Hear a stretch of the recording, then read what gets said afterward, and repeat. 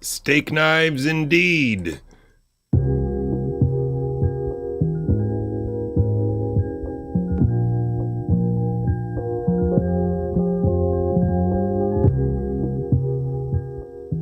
He lied to me. I'm pretty convinced that I got used early on in promoting the false narratives around this, and it pissed me off pretty good. Things like when I raised with Michael that it looked like this. I was doing sequence analysis like starting January 10th of 2020.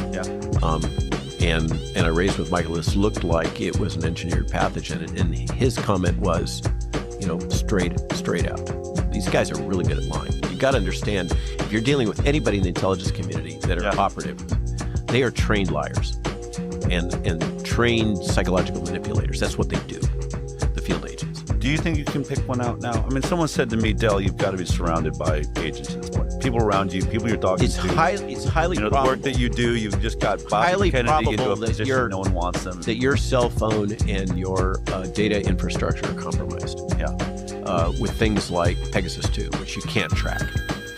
I've had people that we both know that when Jill and I turned in our old cell phones and got new ones, suddenly they came out of the woodwork and really wanted to interact with me and wanted me to answer their emails. Well, that's when you get a ping and then you respond, that's how Pegasus 2 gets loaded in. And they've gradually gone away. These people are absolutely out there. And anybody that's in our space, you kind of have to assume that you are interacting with them at one point or another, usually surreptitiously. So these are the chaos agents, and they're the ones that they so want to work with you and collaborate with you, and you're like, tell you how brilliant you are. Yeah, precisely. Right. Yeah, absolutely. Yeah. It's not just the honey trap with the short skirt. There's all kinds of ways to gain the confidence of somebody, and flattery is one of them. We introduce Jonathan, who's going to talk about his latest distillation of what the pandemic means to society, to biology, to science, and to democracy, and to the whole kind of idea of empiricism and integrity. And then each of us, this incredible preeminent panel that we have, each one of you is going to get a chance to comment on his thesis. I wanted to bring everybody together because I've read Jonathan's thoughts about this. He's one of the most thoughtful critics of the pandemic management from the beginning. He was one of the co-founders of RASTIC, which was the Organization of Independent Scientists all over the world. Particularly at the beginning of the pandemic, did really wonderful work in understanding the science, in unearthing scientific studies that made a lot of this stuff comprehensible. And he's also been instrumental in uncovering some of the involvement of the intelligence agencies and others in the management of the pandemic, and also the long history of what we call gain-of-function science.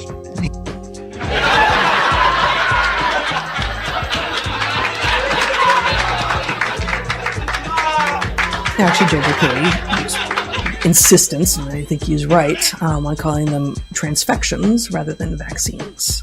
Actually, JJCouey's insistence, and I think he's right, on calling them transfections rather than vaccines.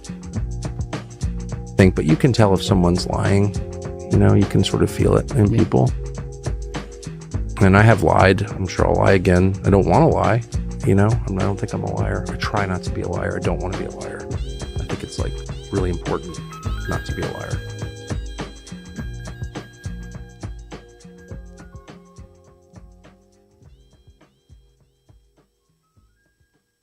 I think truth is good for kids. We're so busy lying, we don't even recognize the truth no more in society. We want everybody to feel good. That's not the way life is.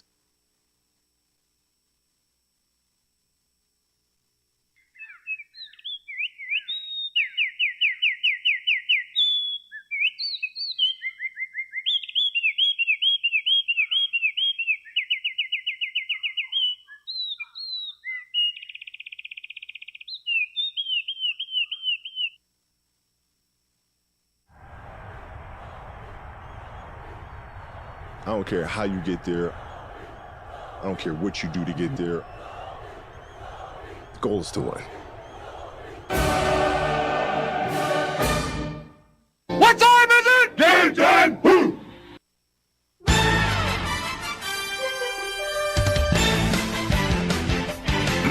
Good morning, everybody. Good morning. Welcome to the show. This is Gigaohm Biological, a high-resistance, low-noise information brief brought to you by a biologist. I'm sorry, it is Monday. For some people, this is a pretty rough day. It's that morning you got to get up and do it all over again, and for 5 days in a row, and I sympathize with you completely. I am fortunate enough to be able to be late for work, and nobody complains directly. I apologize for being here so late. Ladies and gentlemen, please remember the main message is to get off of social media. Stop using the algorithm to cure your boredom and instead seek out information or get out and read a book, go for a walk, go fly a kite, buy an RC car even, I don't care, but don't use social media to cure your boredom.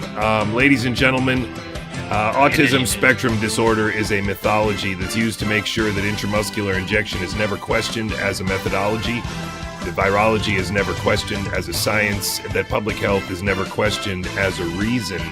You can say the same thing about pandemics and gain of function. These are all myths. They are myths that hide a truth, and it's very difficult for people caught in this to see it. And that's why I think repeating things, like, you don't understand the trap you're in if you don't understand why the cheese is free on social media. I'm sorry, but this is the message. And it doesn't need to be changed a whole lot. I'm going to try and make it look different and sound different. But there's one of those errors again. Wow, how am I managing to do that? Look, the protein folding story, the DNA is an antenna story. There's a lot of things out there that are out there as noise, and if you want to follow somebody who's trying to prove himself wrong, besides myself, I would suggest going to HousatonicITS.com and doing that. It is really remarkable how much I've learned as a result of being a scientist. It's very similar to being an analyst. I just don't think that, as Mark characterizes an analyst, I don't think that there are very many people, yes, also this Substack about Scotland, there aren't very many people who understand what it means to try and prove yourself wrong in the context of science, what it means to design an experiment that that you know will never really fail. Because you design an experiment because you know that when it fails, it still tells you something. You're still learning something because you want to know an answer.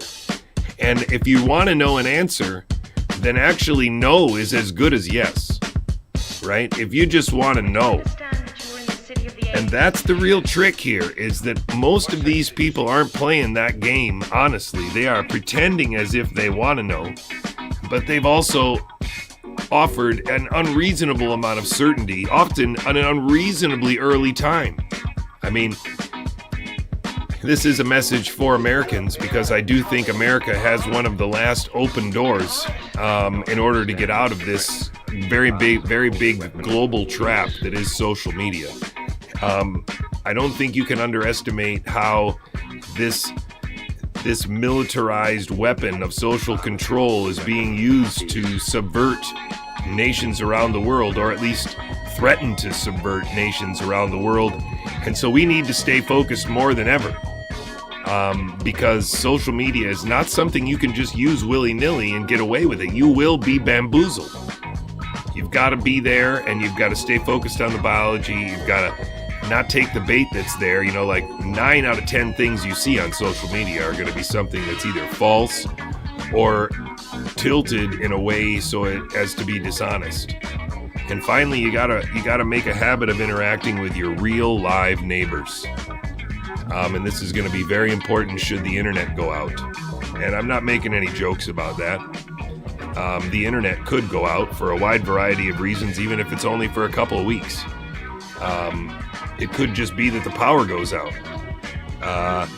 And having your neighbors, your friends and not strangers at that time will be crucial. Also crucial for your peace of mind going forward as the prices continue to rise and all this other crap that you see if you indulge in the social media swamp.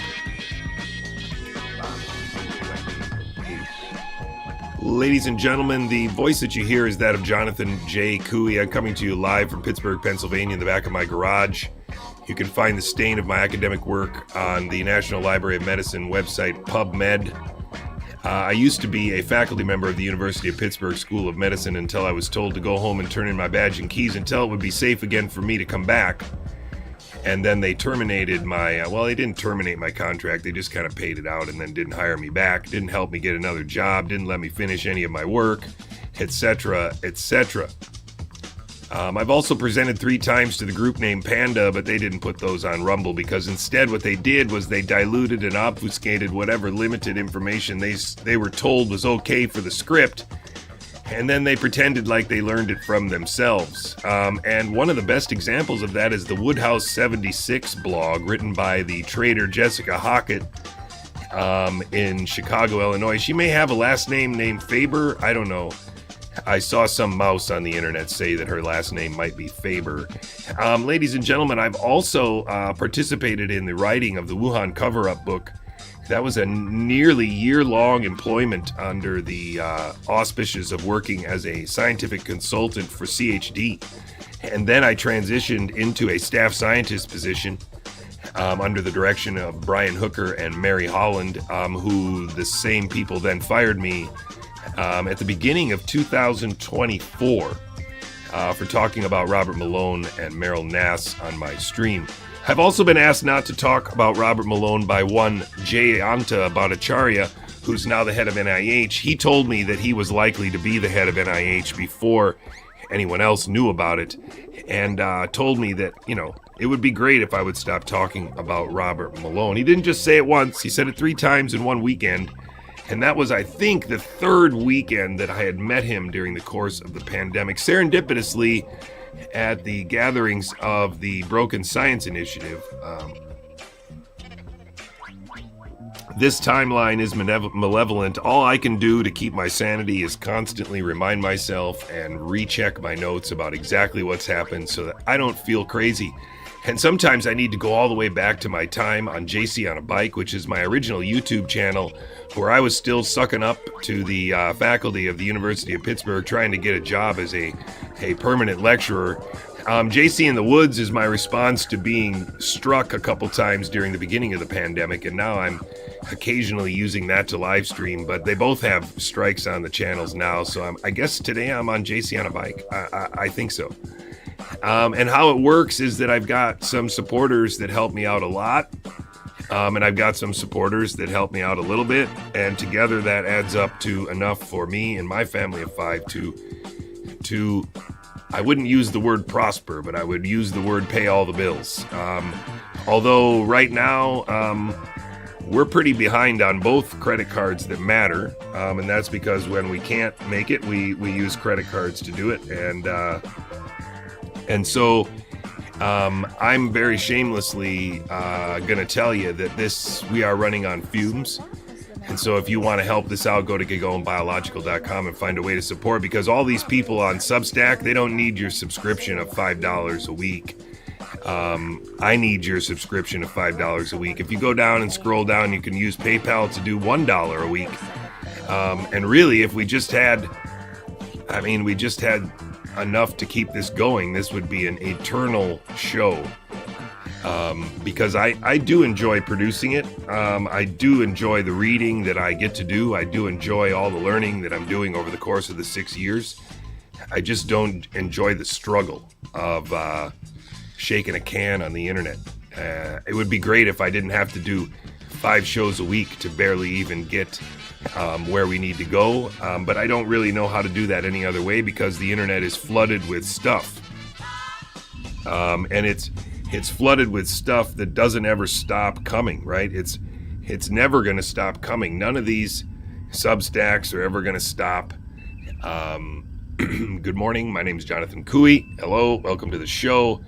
You might notice that I have a t-shirt on that is not my own, but it's a t-shirt from my basketball gym Shoot 360, who in no way, shape, or form sponsors this, but they do give me my own free membership, and I occasionally make movies for the owner, but I'm still paying for my boys. So it's a relationship that a lot of people would call probably not a very good one. But the reason why I do it is because I'm going to teach my biology there on the court and on the shooting machines, and because I want that place to remain my thing. I don't want to start working there.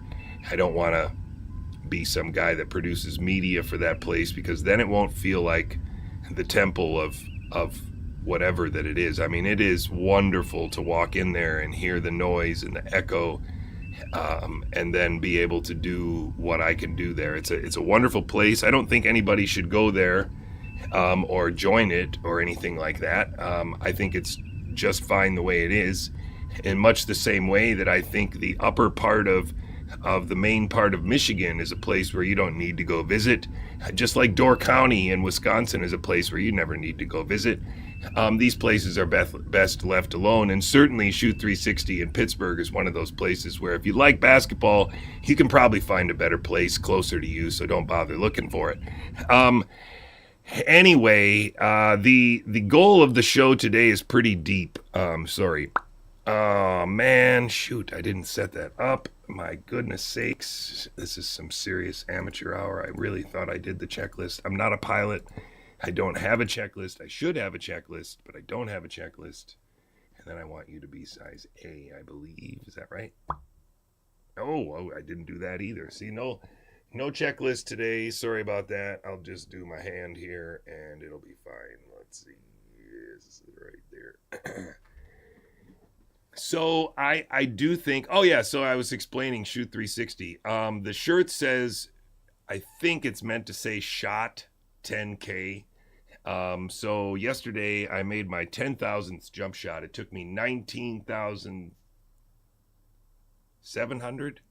I think it's really very close to 50% shooting over the course of 20,000 shots. It was 19,707. It took me to get 10,013 jumpers. So that's pretty cool. But surprisingly, after shooting 20,000 jump shots, and I'm not kidding, and making 10,000, I don't feel any better. And in fact, I feel a little better at it. But it's remarkable how actually I had much more progress to make with my ball handling. And over the last 141 days, I have made some pretty remarkable progress, in my humble opinion, in my ball handling. Now, it doesn't completely translate to full court behavior yet, because that's a little trickier. You're moving a little faster. And so I'm now working drills in like that. But my stationary, moving left, moving right, first couple steps stuff, has gotten really, really good. And more importantly, my eyes have come up. I'm a kid who grew up in northern Wisconsin, was trained as a center, back when a center still meant this guy who could only do a power dribble, as he did a drop step, and then, you could do some pivots and stuff like that. But very old school post player I was. And when I went to college and started playing at night, after classes, is when I started to to face the basket, at least as kind of like what I thought was a swing forward. And when I walked on for that little bit of time during my sophomore year, that was the time of David Booth. And so David Booth was this swing forward kind of dude, that would run the baseline and be on the baseline shot for a jumper, or maybe a fake and a dribble one to the side, something like that. I mean, I'm not comparing myself to any of these people. I'm just saying that at the time that I played basketball, there were these more defined positions, whereas now it's pretty much, everybody just basically moves around. It's remarkable. There's a point guard, and that's about it. Anyway, 10,000 shots. Congratulations to me. That means that I'm almost ready to start teaching, which is pretty good. My back's about 99% from the last couple weeks. And so I don't know why I'm wasting this much time telling you, other than I'm very excited to be mostly healthy again, and very excited to be at this point where I am planning on pivoting from these kinds of shows. I'm never going to do it again. But if you see how easy it is to just go and grab some stuff and show you how malevolent these people are and how easy it is to see that this fake anti-vax, fake health freedom movement that's present on Substack and X and nowhere else, you know, in the backwoods of the internet, but nowhere in mainstream media, nowhere in the other half of the internet, which is unfortunately very invisible to most of us because we just choose not to look. And we are in a very dangerous place in America because of these shitheads. And this is for the grandchildren of Earth. And if America doesn't pull their head out, nobody will. That's the reality of it. If America pulls their head out, maybe it's possible that some other people will pull their head out, but otherwise it ain't happening. Did I somehow get this off? Yeah, I did. And so I got rid of the word endemicity in the back there because I want you to make sure that you understand that we are trying to seek truth together about what they told us happened here, which is, you know, a lab leak in 2019 is now gone endemic. That's why that endemicity thing is removed. We're not buying into that story. So what we want to know is what really happened here. And of course, it's not that there was a novel virus that got out of a lab. And remember that we are not in a position to be forced or coerced into explaining the details of what happened. Rather, extraordinary claims require extraordinary evidence, and they have none. And so this claim of something happening for the last 6 years that has resulted in a permanent change in the way that we live and the way that we think about our world is false. And that's why there's this fake anti-vax health freedom movement that's getting rid of seed oils and petroleum-based dyes and also saving the animals from animal testing. We must seek the truth of this, the truth about this biology, the truth behind this mythology. And so it's not without great humility that I suggest that the virus is the illusion, because it's very, very easy to say that like Andy Kaufman says it, or Tom Cowan says it, or any of these people say it. It's very enticing to say, well, then they were always right, but they weren't.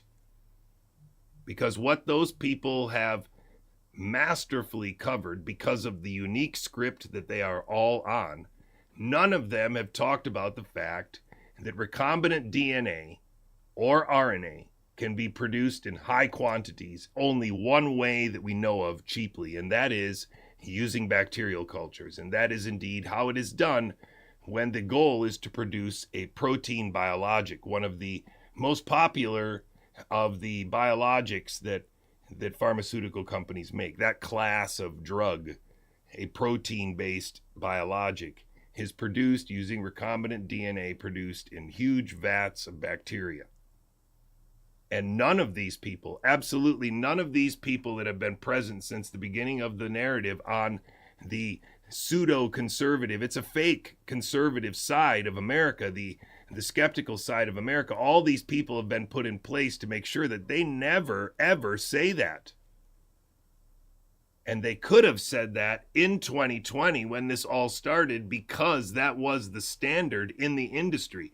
That's the reason why the people that are in front of us right now have connections to industry, government labs, transfection, genetics, because they are all in on this narrative, and they all understand the imperative to make sure that nobody understands that the basis for the manufacture of all biologics was the same basis for the manufacture of all these mRNA shots. And so even if they were all live, there was no way they were going to be uniform. There was no way they were going to be pure. There was no way they were going to be the kind of thing that was claimed in the cartoons. And instead, these people were set out here with a malevolent script where they argued about the spike protein of the virus and whether it was a lab leak or whether it was natural and whether they were covering it up or not. And that was a masterstroke. because it got them to be able to talk about a bunch of biology that was essentially intended to cover up the crime of transfection that would come in like 14 months later. And the longer they could make that go, the better. The longer the debate about lab leak and the tracking and the lockdown and, old people dying, the longer that could go, the better. I don't know if they intended it to go just as long as it did until the end of 2022, or if they would have liked one more year, but it's clear from the data that it abruptly stopped in the end of 2022. And so it's remarkable at this stage that none of these people that have been anti-vaxxers for decades or have had an injured child until, for 20 years have never been able to hone their message. They were stuck and have been stuck for a very long time on some component of the some component of the vaccine schedule causes autism. They've never been able to get to the stage where they could start to talk about how, maybe intramuscular injection in general is just not medicine. Maybe any combination of substances injected intramuscularly doesn't really make sense. Have we ever really thought about it? And then done the research necessary to figure out whether we have actually done the thinking about it? The only person that I can find on Earth that has been inspired to do that since I started saying this is Mark Kulak. And what Mark Kulak is finding is that there's not this, system-wide transition to the acceptance of injection. It looks like maybe the doctors that were also treating animals and injecting animals just decided, maybe we can inject people. And if intramuscular injection came on the market, became common practice in the late 1800s, maybe we need to rethink it. If transfection was what it was called on Robert Malone's resume in the 90s, maybe somebody's lying to us. If viruses are not alive because they don't have any of the characteristics of something living, then maybe we shouldn't talk about them the way we talk about them. But they're just not, we're not there. And we haven't gotten there because these people are all on a script. This lady, for example, is on a script. This is a dead woman. And this, you can see in her face, she's just doesn't want to be called a hero, and not by Brandy Vaughn. She knows the whole reason why she's on Earth is to stand in front of Brandy Vaughn and Tony Bark. She knows it. I got to warn you, this is going to be a very long show today because I'm not sure I'm going to get on tomorrow. I'm going to try to get on tomorrow, but I might not get on tomorrow because we're busy. And so this show is just going to be a real wallop. And I've shown you how this is scripted bullshit because this woman could say it in less than a minute and a half. I don't think there are any good vaccines. I don't think you can do that. And she got on Joe Rogan for 3 hours and couldn't say it. She's a traitor. She's a scripted traitor. And so when I say that these people were put in place to curate a narrative to make sure that the damage from transfection could be blamed on the novel virus, I think that's the best anyone's ever said it. And the remarkable thing is that there are so many people in this picture who have tried to take what limited biology they're allowed to from my show, from my language, and incorporate it into their shtick. Pretend that they came up with it on their own. And it's kind of flattering, and it's also kind of annoying because at the same time, they usually purposefully obfuscate any way of finding me by referring to me as JJ, or never putting a website there, or never in any way providing a link. And so what these people have done over the last 6 years was just mess with me and my family. Now, I don't know how many other people have been messed with by as many people as I have, but I have the receipts to show that so many of these people have been actively involved, probably actively scripted in their interaction with me and my wife. This is a very, very serious thing that I'm accusing these people of, some of whom are actually in government right now. So I take this very seriously. I'm not messing around, and that's why I repeat it.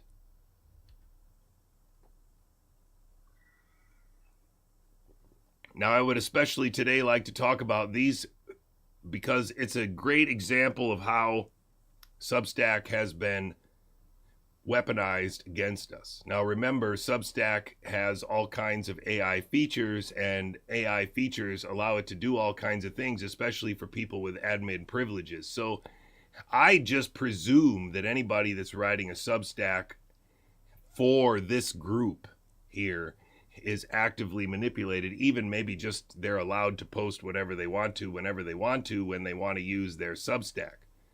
But Paul Alexander is another example of a guy who, I don't know if he's in this picture actually. Paul Alexander is another guy who has posted about me a lot on his Substack, but his Substack is so obnoxious and so ridiculous that actually hurt me a lot of times, I think, because I get associated with him. And so that's the same thing that this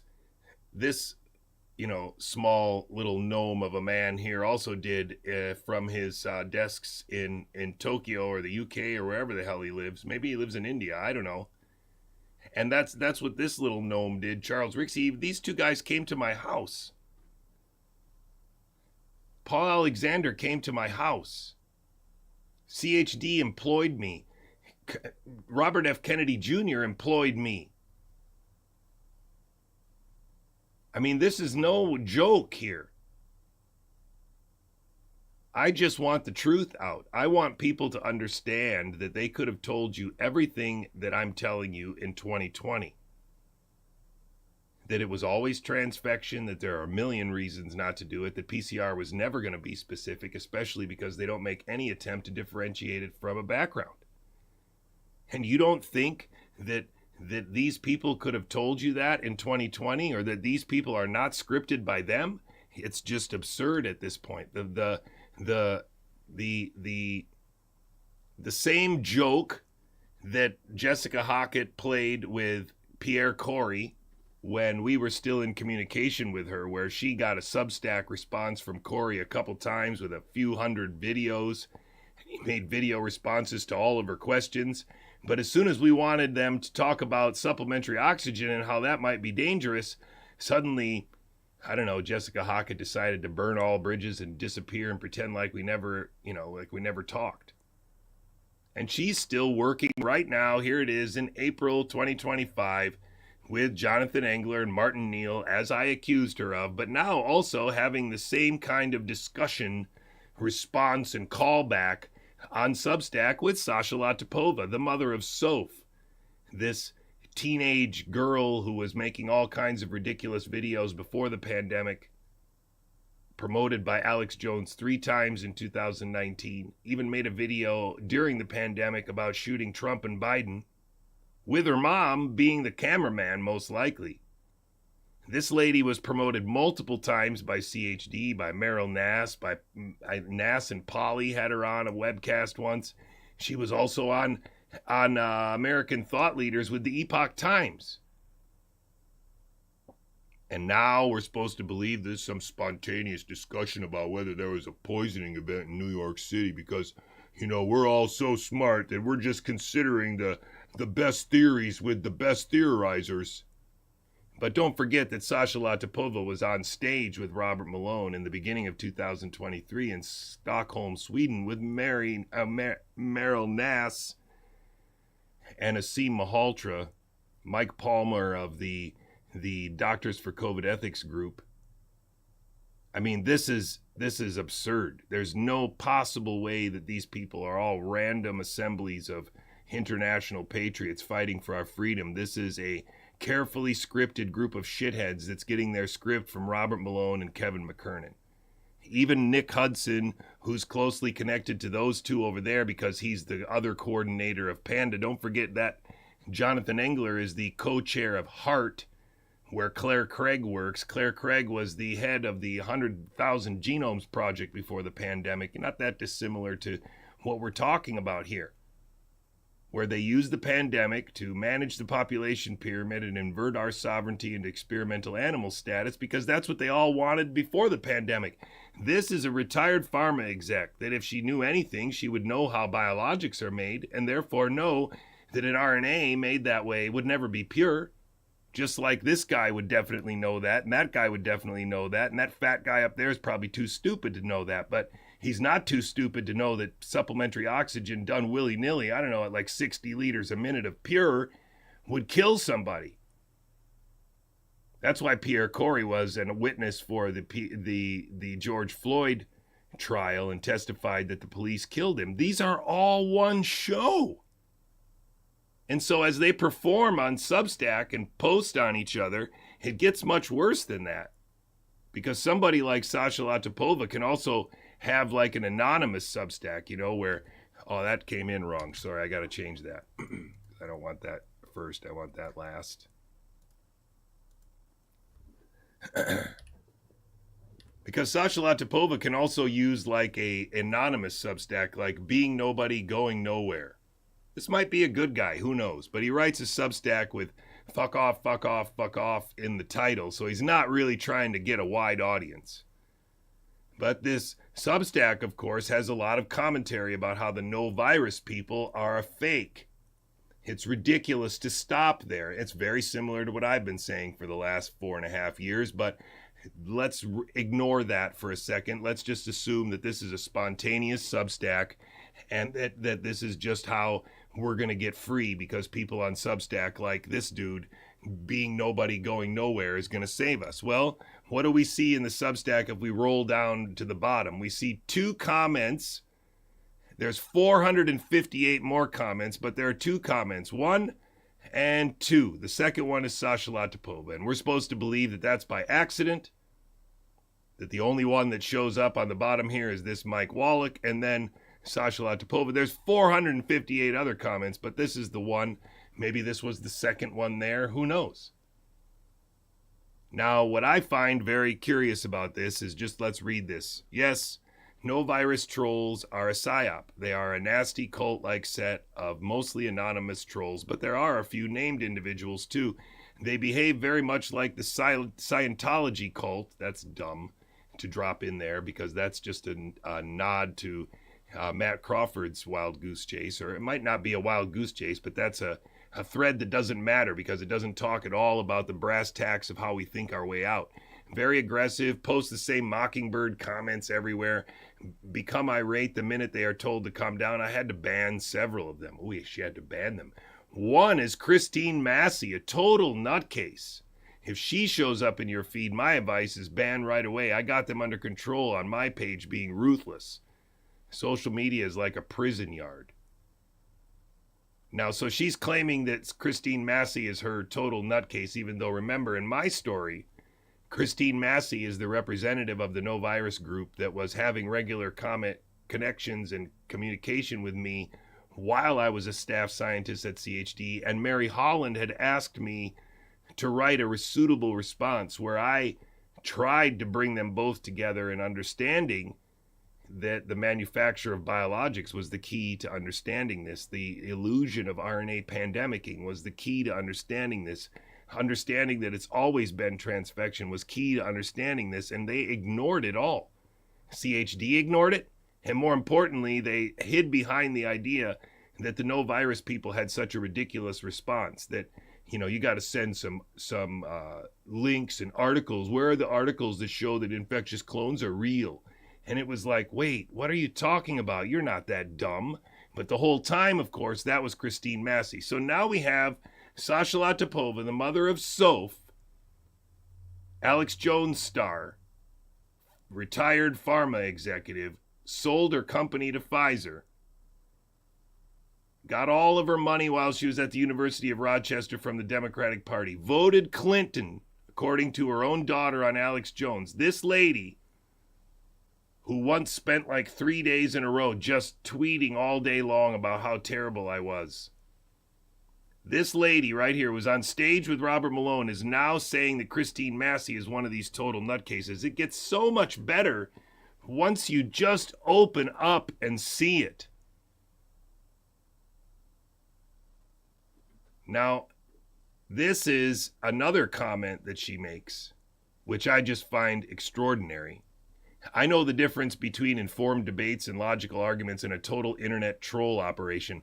I got attacked by psyops on all sides, except the pro-vax mainstream who seem to pretend I don't exist. So why would it matter whether she exists to the pro-vax mainstream? On the other hand, me, who is in the Wuhan cover-up book as an expert and is now calling Bobby Kennedy essentially a puppeted, scripted fraud, and calling out the NIH director as a foreign agent, calling out the head of the FDA and the head of CBER as a possible foreign agent puppets, all run by Robert Malone and Kevin McKernan's associates. And everybody on the pro-vax mainstream seems to ignore me. I get attacked by the nanobot nut jobs, the Jicky Leaks Mouse Collective, the Kevins. Is that Kevin McCairn and Kevin McKernan, the two people that I have association with since 2020?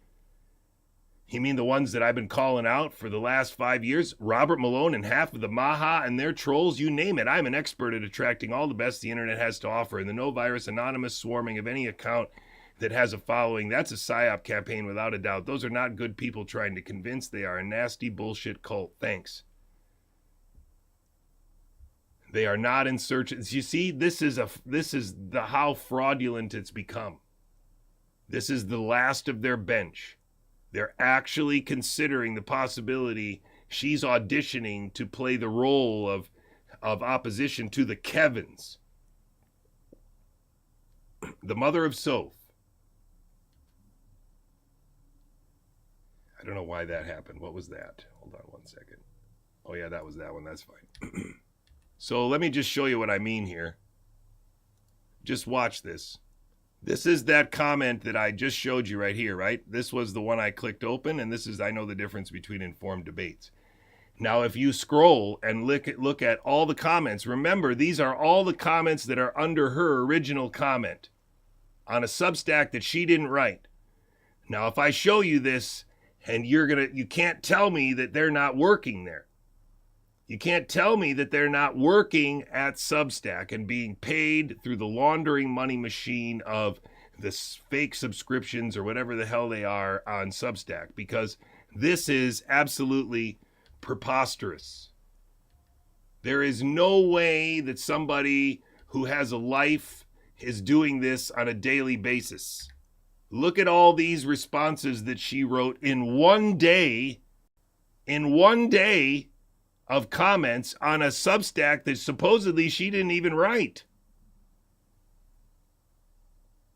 And once you realize that, of course, her team wrote it, the same team that she plays for wrote it, and then she springboards off of it to get people to come back to her account, to get people to follow those stupid leads, and to be a subscriber to her. They're all whores. They're social media whores, and they have the benefit of programming and administrative privileges on these platforms. There's no way to explain this. Best case scenario, this is her kid or somebody that they just hire because they're so rich, or they just hire because they're part of a machine, the same machine that Alex Jones is a part of. Maybe this is a production of Alex Jones's company. I don't know.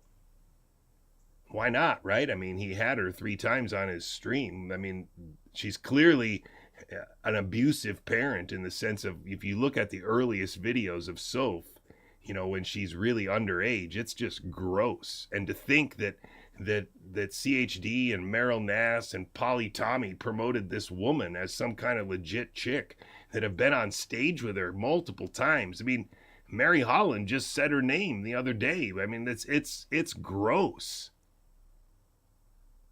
But it's only gross if you can see it. It's only gross if you have a long enough perspective in your understanding of how these people have played this to see that they are just one malevolent team.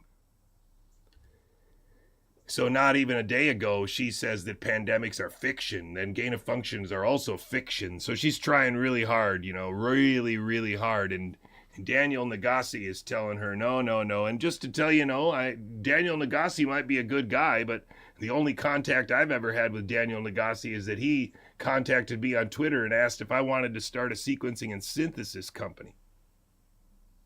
I mean, I can't make this shit up. So when I see this and I see this, I just see a show. I don't care if they're witting or unwitting anymore. Sasha Latipova is one of the worst. If she's an American, she's one of the worst Americans alive. She's a huge fraud, and evidence of her malevolence is in her earliest videos of her daughter, which are just, in my mind, evidence of child abuse or something else. I mean, it's gross. And she also takes advantage of the fact that her daughter wasn't very old looking as a kid, you know, and that's also gross, right? If you have a daughter that looks really young and then you also are interested in putting her on the internet and having her fake overdose and talk about sex, that's Sasha Latipova. And so now we're going to have a little fake argument here between Daniel Nagasi and Sasha Latipova, who will be really, you know, cordial with each other about, well, there might be plant viruses, but they're not other viruses. This is all blah, blah, blah, blah, blah. These people are all frauds. They're all frauds. They're all working together. They're all on the same script. That's why Nick Hudson had to be off the coast of Turkey with Robert Malone and his wife on a cruise with probably Meryl Nass and a bunch of these other people, because that's how this is done. And they slowly read people in on what they need to understand, explain it to them as best they can. But there are a few people who get the script like we got it. But once you get it, it's pretty obvious what's going on here. Even Robert F. Kennedy Jr. had Sasha Latipova on his Defender podcast for a whole hour, whereas with me, what did he do? He originally booked me for an hour, but then within 2 days of the show, he decided he needed to have Robert Malone, Meryl Nass, Jessica Rose, and Tess Lawrie as witness to my very short presentation.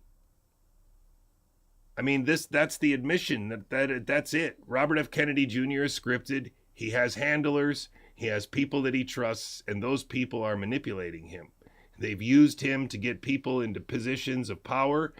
I don't think they are manipulating the Trump administration. They're part of the show that is the Trump administration. Don't think that Donald Trump is some kind of mastermind. He's an idiot, and he's being run by people who are much smarter than him.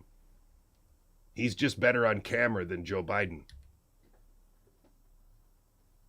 America is in very big trouble because these people were put in place, many of them before the pandemic. People like Vinay Prasad were put in place before the pandemic, around the same time that Brett Weinstein was put in place.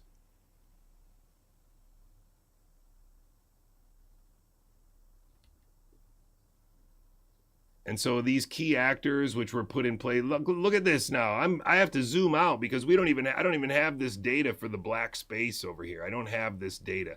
So it's worse than it has ever been in the sense of how long they've run the timeout. Look at this signal and tell me that you can see it. They murdered people in America and lied about it. It's manslaughter. I get it, but it's definitely murder. This Week in Virology, the podcast about... Now, the important thing to understand, and I didn't say it, I should have said it on this screen, is that it's during 2015, that's right here, that Mary Holland was first on Democracy Now! Opposite Paul Offit, talking about how one component of the MMR, untested against placebo, caused autism in her son, and she just wants safe vaccines. And now we are a decade later in 2025, and they have not proceeded their narrative at all. In fact, it's so malevolent right now that on the other side of the coin, ladies and gentlemen, they believe that the lie about autism has essentially been debunked because claiming victory for removing thalidomide and mercury from the vaccine schedule is ridiculous because they took it out of the MMR already years and years ago. That's the actual happening right now. Robert F. Kennedy Jr. was used to walk us right into that trap. Paul Offit is dunking. They're all dunking on him.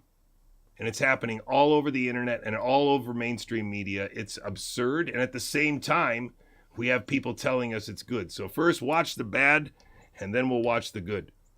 This Week in Virology, the podcast about viruses, the kind that make you sick. From Microbe TV, this is TWIV, This Week in Virology, episode 1232, recorded on July 3rd, 2024. I'm Vincent Racaniello, and you're listening to the podcast all about viruses. Joining me today from New York, Daniel Griffin. Hello, everyone. You know, I really can't see anything on your tie, so you'll have to tell me or give me a clue. I just see blue and yellow. Okay, so yellow's good. So there are these golden grape. I might just escape out of here and see if this works. No? Okay, I'm going to put it up on a separate show because then, or a separate video, because then I can speed it up for us. But I do want you to hear it because I want you to really hear what they're saying This about Week in Virology, the podcast about viruses, the kind that make you sick. From Microbe TV, this is TWIV, This Week in Virology, episode 1232, recorded on July 3rd, 2024. I'm Vincent Racaniello, and you're listening to the podcast all about viruses. Joining me today from New York, Daniel Griffin. Hello, everyone. You know, I really can't see anything on your tie, so you'll have to tell me or give me a clue. I just see blue and yellow. Okay, so yellow's good. So there are these golden grape-like clusters of bacteria. Oh, streptococci. So say grapes in what is it, Greek or Latin? Not staph, is it? Staph, you got, yep, staph. But the streps were the grape-like clusters. Okay. So the strep tends to be in strips. Think of it that way, strepped in strips, right? Like there'll be either diplococci or there'll be chains. Well, at least I was gram-positive, right? Yeah, you got there. Yeah, but, and yeah. What was the diplococcus? That was an old name for what? For strep pneumoniae. Oh, diplococcus. Then they changed it to strep pneumonia. Yeah, and also, meningitis. So Neisseria meningitidis also is a gram-negative diplococci. So yeah. Okay, so we have Staphylococcus aureus on your tie today. Yes, and I was going in this morning to Columbia. We're going to discuss this man who had methicillin-sensitive Staph aureus bacteremia, but he, the terminology they like to use at Columbia is he eloped. He did not go and find a bride and skip the church. He just skipped the church, skipped the hospital, and headed out into the world. So, yeah, hopefully he will make better decisions. Did you say he is sensitive or resistant? So sensitive, yes. We have the methicillin-sensitive and methicillin-resistant Staph aureus. So he's sensitive. Sensitive is good, right? It's good, but if you don't get any antibiotics, then it's not good. Yeah, then it's not going to matter, right? Yeah. Okay. All right, let's jump in. We got a lot to cover today. They admitted start off with something there. A quotation from Winston Churchill. Been a little while. It's kind of an admission, right? If you don't get antibiotics, you're in big trouble. But a lie gets halfway around the world before the truth has a chance to put its pants on. And I can sort of picture, Winston saying this. But we've had some issues recently, and I'm going to start off with that. I want to try to make sure when I'm covering things that people might consider political, I'm going to really focus on what is the science that people need to understand. What's the science that's out there? So I'm not really being political. I'm just really, I think if you want to participate in a democracy, it's important to be informed, and I'm going to keep helping people. But let's start with, should this continue to be an issue? I'm going to leave in a link to a CDC document, and this document addresses something that people have been chatting about recently in the document, which was taken down, but I've got a link here for you. Thimerosal containing vaccines and neurodevelopmental outcomes, review of the evidence. And this actually reviews the science on thimerosal and vaccines. And just a few quotations, but I'm going to leave in a link so people can go, they can peruse. So what is this story? So thimerosal is an ethyl mercury containing compound that was used for decades in the United States as a preservative in multi-dose vials of vaccines and other products to prevent growth of harmful microbes such as bacteria and fungi. Under the FDA Modernization Act of 1997, the FDA conducted a comprehensive review of the use of thimerosal in childhood vaccines. This review found no evidence of harm from the use of thimerosal as a vaccine preservative other than local hypersensitivity reactions. In 1999, with input from the Public Health Service and other partners, FDA requested all vaccine manufacturers for plans to remove thimerosal from vaccines. This was taken as a precautionary step, not due to evidence of harm, to reduce an infant's overall exposure to mercury, given that other environmental sources of mercury were challenging to eliminate. Now, if people listen to the recent ACIP meeting, they're kind of rehashing this same discussion 26 years later. So 1999, they say, let's get a plan, let's get this out of there. Since 2001, for 24 years, all childhood vaccines licensed and recommended in the United States have been thimerosal free, right? With the exception of some multi-dose formulations of influenza vaccines. Several vaccines used in the United States, for example, MMR, varicella, inactivated polio, pneumococcal conjugate, which we're just talking about, have never contained thimerosal. I just want to, when people bring up this argument, they think it's the thimerosal, the mercury, and MMR that causes autism. What thimerosal? What mercury and MMR? Okay. What autism? Yeah, and And during so the 2024. I hope you can see that is it very succinctly. What autism? They have, without a doubt, in the minds of most people, discredited anybody who said it's the mercury in the vaccines. And of course, Bobby was doing the mercury in the fish, right? Doesn't make him anti-fish. I mean, that's actually where we are. This is This Week in America. And like it or not, this is how we are being broken. And there's a million podcasts that are breaking us just on this one line. That anti-vax skepticism has been debunked. And they are magnificent with it because the old videos circulating around of Mary Holland and Brian Hooker and all of these people are carefully chosen to set these people up for a T-ball level home run. All you got to do is swing.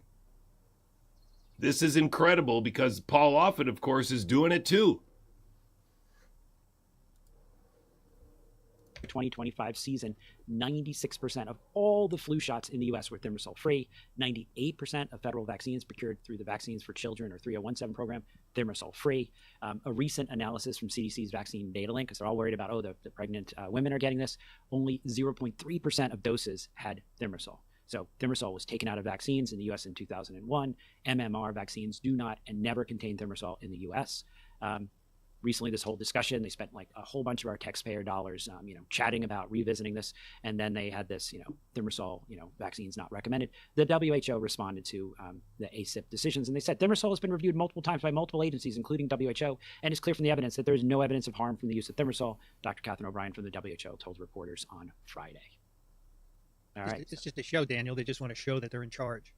I'm trying to figure out, how is this a win when it wasn't a problem? The same arguments were 25 years ago. It's like, listen, it doesn't look like there's any issue here, but, just to be on the safe side, let's get this out. There are just a few situations, like really in nursing homes, other areas, mostly overseas, where thimerosal might be used because there's a price point issue. We're seeing 0.3% of pregnant women, so really not an issue there. He's really just telling you that this has been a national security priority for decades. The acceptance of intramuscular injection as standard medical procedure has been a national security priority for decades, not that dissimilar to if you were working with livestock and you wanted to be sure that they weren't afraid of a chainsaw. When they were very young, you would bring out a chainsaw and run it every once in a while so that by the time that they grew up into very big cows, when they heard a chainsaw, they wouldn't run away. And that's what you're doing here right now. If you want to invert people's idea and the fear of needles and the understanding of who they are and how ridiculous it would be to allow something to stab into your arm, you got to work over decades and you got to work over generations. We're talking about overcoming something that is antithetical to our biology, and the fear and understanding of it has to be so complete that we just don't get it anymore. It's like if you needed people to be not afraid of snakes, it would take a lot of work and a lot of training, and you'd have to start with the adults and make sure that you had a whole generation of adults that could handle snakes and loved snakes and accepted that, well, everybody's got to go through this period of time where you have snakes in your backyard.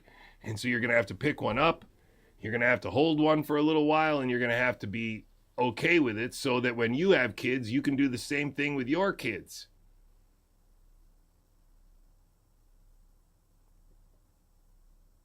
This is a very, very long con, ladies and gentlemen.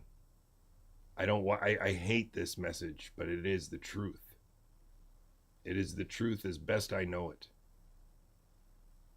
And the fake health freedom movement that is essentially embodied best in Robert F. Kennedy Jr., Mary Holland, Brian Hooker, and CHD. These people are frauds. And they are frauds, but they are a genuine part of this national security operation that I think actually he is less aware of than they. That Daniel Griffin is a genuine doctor who believes genuinely that the books he's read and the facts that he remembers from those books are real. Because he's read the 2 volumes of infectious diseases. He's read the 2 volumes of virology. He's read that big book on vaccines and used it as a reference for his whole career. And he's not a biologist. Children, it's not part of the vaccine schedule. It's sort of a problem for the, I think I like the analogy of when the dog catches the car. Like, thimersal's gone, there's no mercury here, but you were telling us that it was causing all this autism. Autism, according to you guys, is rising. 25 years of thimersal out of the vaccines, and never even in the vaccine that you claim is the big concern of yours. So there's sort of a problem with the arguments here. Well, but see, so that he helped Americans by taking dangerous. So there's 2 parts to that, right? The first one is that Mary Holland and Andrew Wakefield and Polly Tommy all said what? That it was the MMR that caused autism. The MMR shot is when my son suddenly changed. And so think about how remarkable it is that they are still stuck on that shot, talking about that specific thing. It is a script. The MMR shot is connected to Texas this year. It's connected to Samoa before the pandemic. It's connected to Rolling Stone. This is all one malevolent show, one malevolent script. And because it's a script over so many years, it's really hard for us to see it. But not only do you have to try and imagine it, you have to try and accept it. Because before you do, you're not going to be able to take any meaningful action against it. Here's mercury out of your vaccine. That's what it'll say. Yeah. And people will be, oh, that's so lovely. It was already out. Basically, there was just like a tiny, yeah. So a nice article in the Wall Street Journal, RFK Jr.'s vaccine panel has a new approach. Question everything. ACP is supposed to be a committee that looks at the evidence. Well, that evidence-based mandate was repeated several times during the meeting. One of the members of the committee was not really on board with making evidence-based recommendations. So this really is what had me sort of thrown. We heard from Retzoff Levi, who voted against the new monoclonal antibody for RSV, that as a father, his outlook takes him beyond the science and data. MIT professor on one of the panels organized by Senator Ron Johnson and Robert Malone and Kevin McKernan. He's scripted. He could also be just kind of naive, but he's definitely scripted because he's not skeptical of the foundational idea. Therefore, he doesn't understand. If you're not skeptical of intramuscular injection as a methodology, then you are either scripted and you don't understand, or you are scripted and you don't care. It's one or the other, because that is the point we have been making for more than 2 years straight now. And it's a very significant point that, quite frankly, all sides of this equation find necessary to ignore. That's why in all of the copying of my story that Sasha Latipova was done, she never really summarized it at the end. She didn't even say that gain of function is a fiction in that post, right? She just said that all these people don't like me because I'm so smart. She's so fraudulent. It's just kind of a joke. And if you look at all the sum activity of her on those platforms, if you look at the sum activity of Robert Malone and where they are and where they're posting, and start keeping tracking of it, you can't, it's impossible.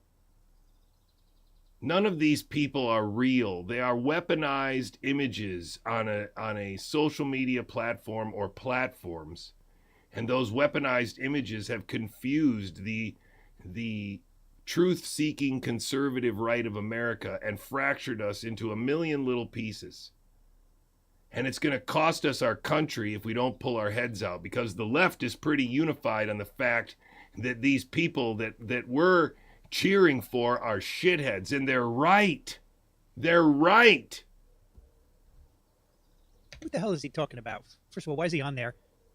That's all you have to look at, the science and data. It makes no sense. Yeah, I mean, we're asking for evidence-based recommendations. As a father trying to keep kids safe, including yours, the science, the evidence, this is what we look to. We don't look to, I don't know, the impression that you get from social media and some, I don't know.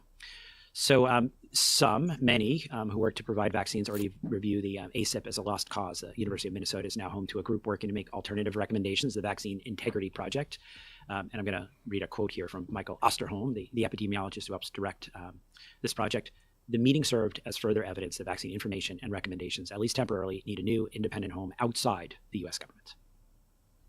All right, now I've got a very disturbing, but really good article. And so it's almost like the FDA is going to be dismantled or destroyed or made irrelevant, right? Like Mark and I predicted, because Robert F. Kennedy Jr.'s dad and Brett Weinstein's dad and Steve Bannon and Aaron Siri and Goldman Sachs and Peter Thiel and Eric Weinstein and Elon Musk, it all just kind of makes sense.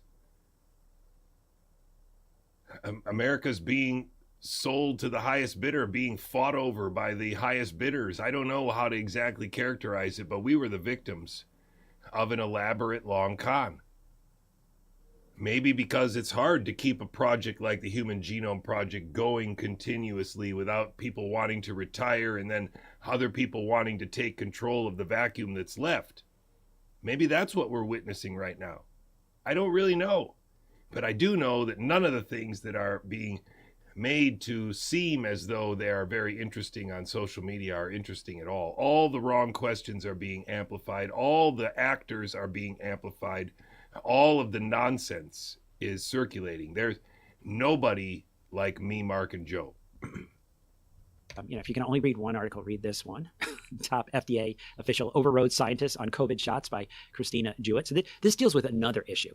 And so I'll just sort of give people some background, say, well, what is going on here? So the way it's supposed to work, and maybe this helps people with understanding, is that the FDA has these committees, these groups, and be a number of experts on these. I'll go through the data. They prepare these really well-edited, thought out, basically reports that then go to the head of the FDA. So recently we had Novavax coming up for like full licensing. So you've got multiple pages, really well written. Here's all the data on what's going on with COVID. Really important to know, how many people are dying, how many people are being hospitalized, how many people are ending up with issues after the fact. And then a lot of data on the vaccines. Does the vaccine work? Does the vaccine reduce deaths? Does it reduce hospitalizations? All the rest. So you end up with dozens of staff experts. They put together this report, and then the FDA gets to make a decision. Are we going to make this product available to the public or not? Now, there is one example where there was a particular product. It was felt to be a high-risk product, and the previous head of the FDA said, listen, there's no other options. We realize that this particular therapy might have a high risk of issues, but we want to give people a choice because otherwise this is a deadly disease. I forget which. It was a neurodegenerative disease.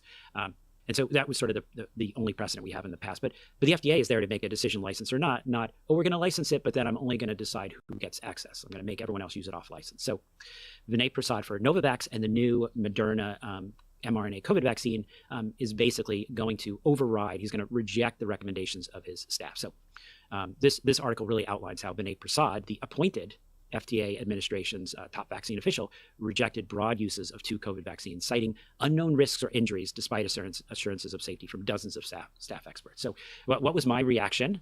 So my reaction was that it is a dark time in the history of public health when political appointees overrule expert recommendations, pick and choose data to support their ideology, and use their position to advance personal agendas. I read the reports by the experts, and then I read these really poorly put together memos by Vinay Prasad. I say poorly put together. Like at one point, you're trying to figure out why does this sentence have these 2 footnotes that seem to be referencing Vinay Prasad's opinion piece twice. The reason it's confusing is it's actually a cut and paste sentence from another memo.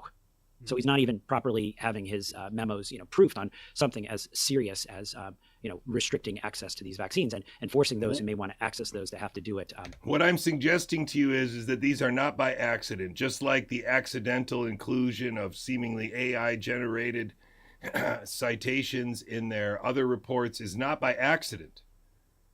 This is done on purpose with the idea of making it seem like the whole FDA is useless.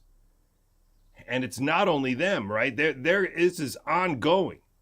Today, the FDA had a live event that would shock you, bragging about how the research scientists and the back checkers and the people that work at the FDA are going to be using an AI to do all kinds of shit now, including modeling of things so that they don't have to do toxicity with animals anymore. It is remarkable where we are. because the inversion of our sovereignty to experimental animal status is happening fast. Off-label. So one of the things I commented on is that the memos did not really acknowledge the fact that myocarditis is occurring at a rate, I say 7 to 16, but really basically to say, if you get vaccinated, you are going to reduce your risk of myocarditis tenfold because people keep getting COVID. There's a very high rate of myocarditis, or I should say a tenfold higher rate of myocarditis if you get COVID without the protection of a vaccine than if you get the protection of the vaccine. So if you really want to lower the risk of myocarditis, as I like to point out, in the population with ongoing COVID cases, vaccination is safer than not vaccinating. Well, Dr. Prasad, the expert, of course, says there's no COVID anymore, so it doesn't matter. We don't need to do this. Is that true, Daniel? So it's interesting. He acknowledges that COVID is out there, and then there's going to be a piece, and I'm going to really talk about, I'm going to return back to myocarditis next time, because he does sort of go through it. He says, we were seeing myocarditis, and he actually gives the rates. It's sort of this 22 to 65 per million. I think, again, the most important thing to see here is that these scripted people are scripted to talk about the other scripted people. And so you can see that it's a play. That's why these guys are on social media. They're not on social media spontaneously choosing to talk about them. They are scripted to talk about them because those people are scripted to be talked about. And the whole time, nobody's talking about the CDC director. In a minute, these guys are going to hope that the CDC director will ignore the recommendations of the ACIP. And from her nomination interview, it would seem that that's the case. First rolled out the mRNA vaccines, and particularly in this population 15 to 25. Then he says, and so when this was first seen, the response was to space out the vaccines so that the doses, instead of giving 3 to 4 weeks, we're giving 3 months apart. So he does acknowledge in a thing he's trying to get published that we're really not seeing post-vaccination myocarditis anymore. Mm-hmm. So that's interesting. So he points out, he goes, so we're not really seeing it anymore. So it's not really an issue, but I'm still worried about it. Now, we're certainly still seeing post-COVID myocarditis. So here's a safe, effective vaccine, which we're not really seeing the myocarditis anymore now that, we've spaced out the vaccines, but yet he wants to not let us have access. So I'm going to return to this weird myocarditis thing that they keep sort of returning to. The access you're talking about, people under 65 and pregnant women no longer have access. Is that correct? Well, so with Novavax, for instance, so Novavax has been the vaccine that I've actually chosen to go with, and my family's gone with for the last sort of several cycles. And now we hear it's going to be licensed. That's great. I'm a healthcare worker, constantly exposed. If I want to get a Novavax shot in the fall, that will actually have to be off-label. Mm-hmm. Yeah, he basically said, we're going to license Novavax, but we're not going to license it for Dr. Griffin, who's under 65. I did go out. Remember, I told you this. I went out and I bought cigarettes, and I inhaled a couple times, so now I can claim to be a former smoker. And I have to get access. No, but that's what, we were actually a number of healthcare workers. We were talking about this today. The fact that, if we want to use Novavax because we want to have less reactogenicity or whatever, no. And then the new Moderna vaccine, which there are, some evidence suggesting that it might actually be a little more effective than the old Moderna COVID vaccine. Again, if we want to do that to protect ourselves, it will be off-label. I don't understand his motivation there at all. Makes no sense.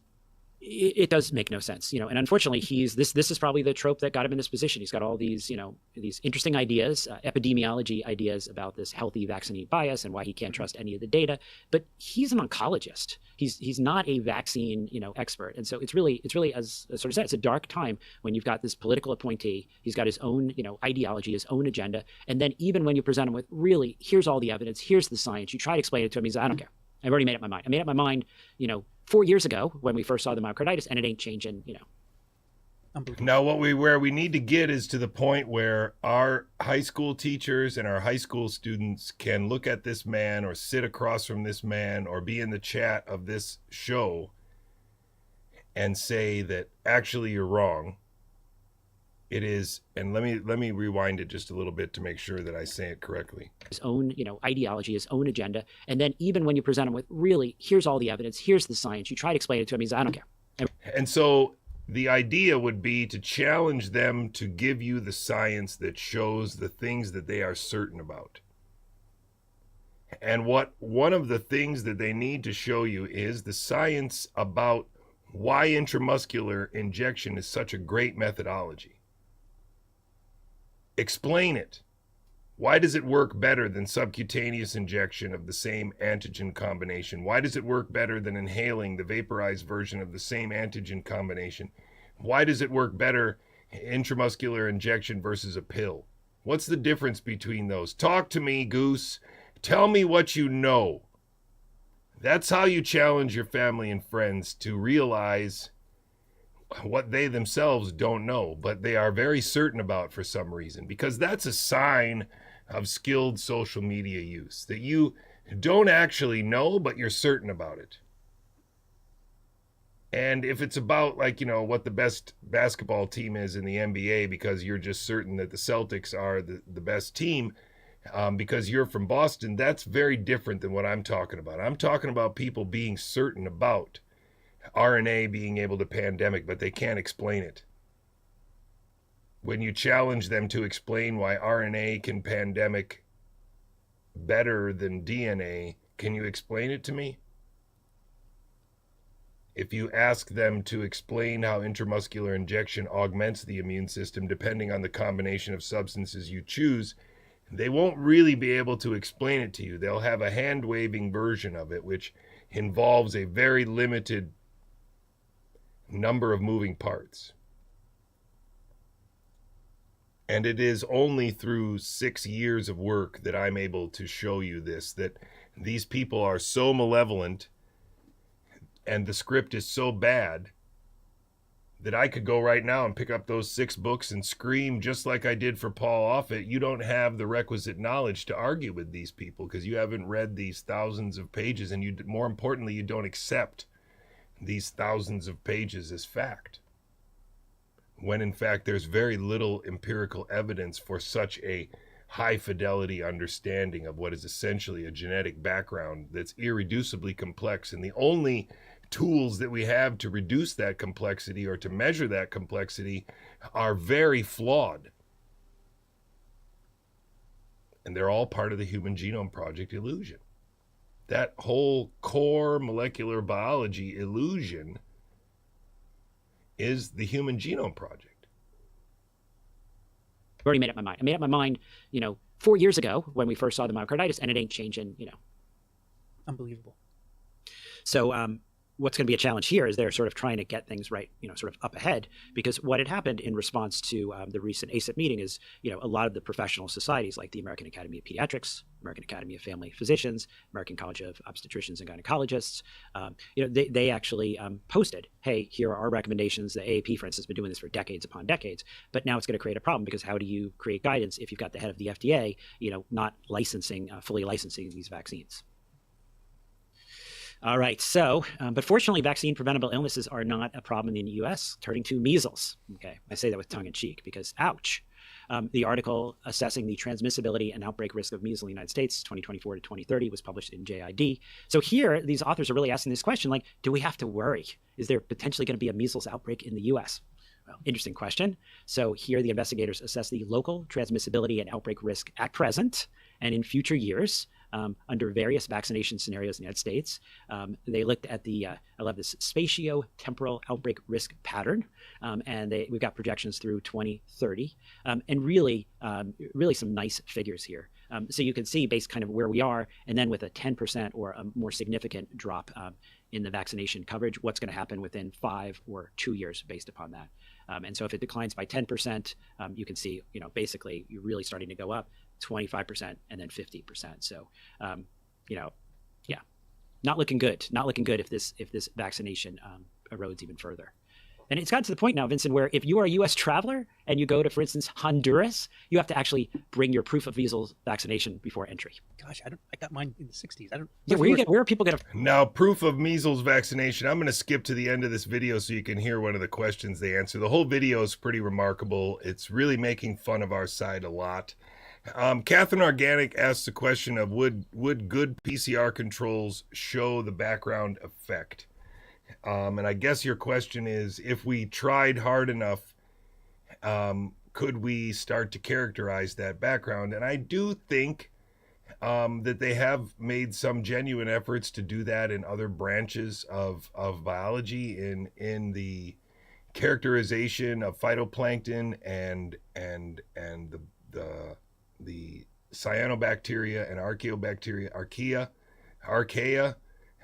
They're kind of like related to bacteria. Those guys are all in the ocean. And so that work has been done. And the phages that have been found there are, I think, probably mostly real. But again, they're doing a lot more rigorous work to show the existence of, rather than quantifying or claiming that some larger phenomenon is based on them. So I think the extraordinary thing that has been done with PCR from the perspective of diagnostic is that it has allowed the willing doctor to completely bamboozle themselves. You know, if you say, okay, this person is sick and my name is Mary Tally Bowden and I'm going to use this PCR test to test you for 17 different viruses and one of them comes back positive, the odds of you saying that that has nothing to do with your symptoms would be probably very low, depending on your sophistication, depending on how often you use it, depending on how your perceived, well, how shall I say it?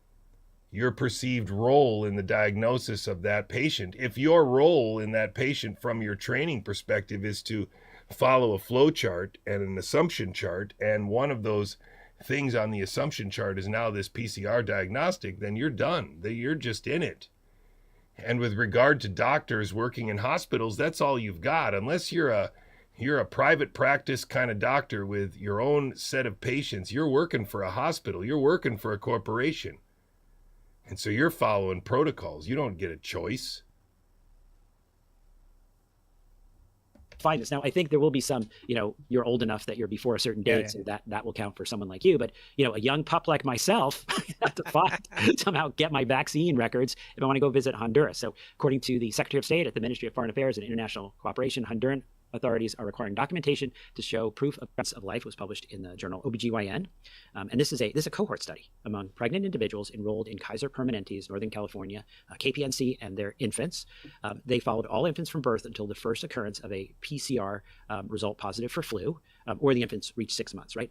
So we're looking at little kids, first 6 months, they're not eligible for flu vaccination yet. So this is where if mom gets vaccinated, she might protect the little kids. They compared the hazard of getting flu in infants whose mothers were vaccinated during pregnancy compared to those mothers who did not get vaccinated and did not potentially provide this protection to their children. So 245,498 infants included in the study. 46% were born to vaccinated moms, about half there.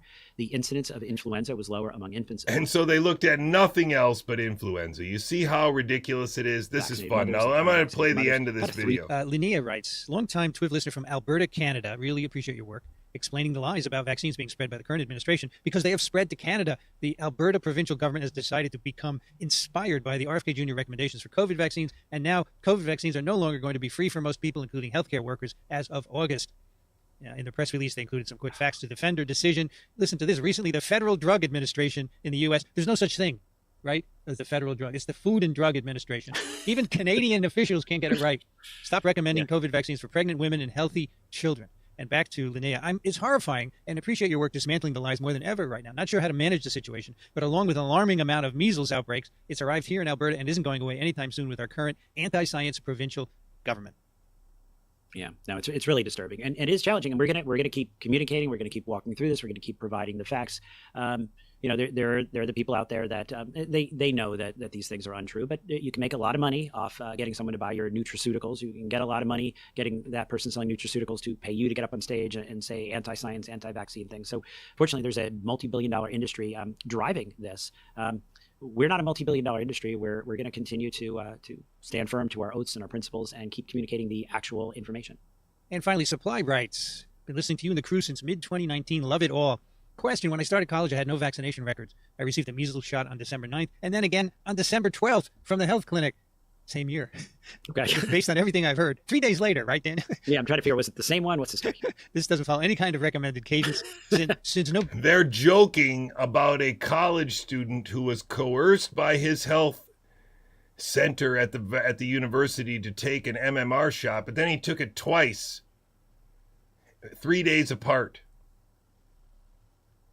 We are letting our children go back to universities where this is happening all over our country, where the health regulations of university are determined by shitheads like this, who are completely on narrative and only opposed by shitheads like Mary Holland and Robert F. Kennedy Jr., who can be laughed at by these people.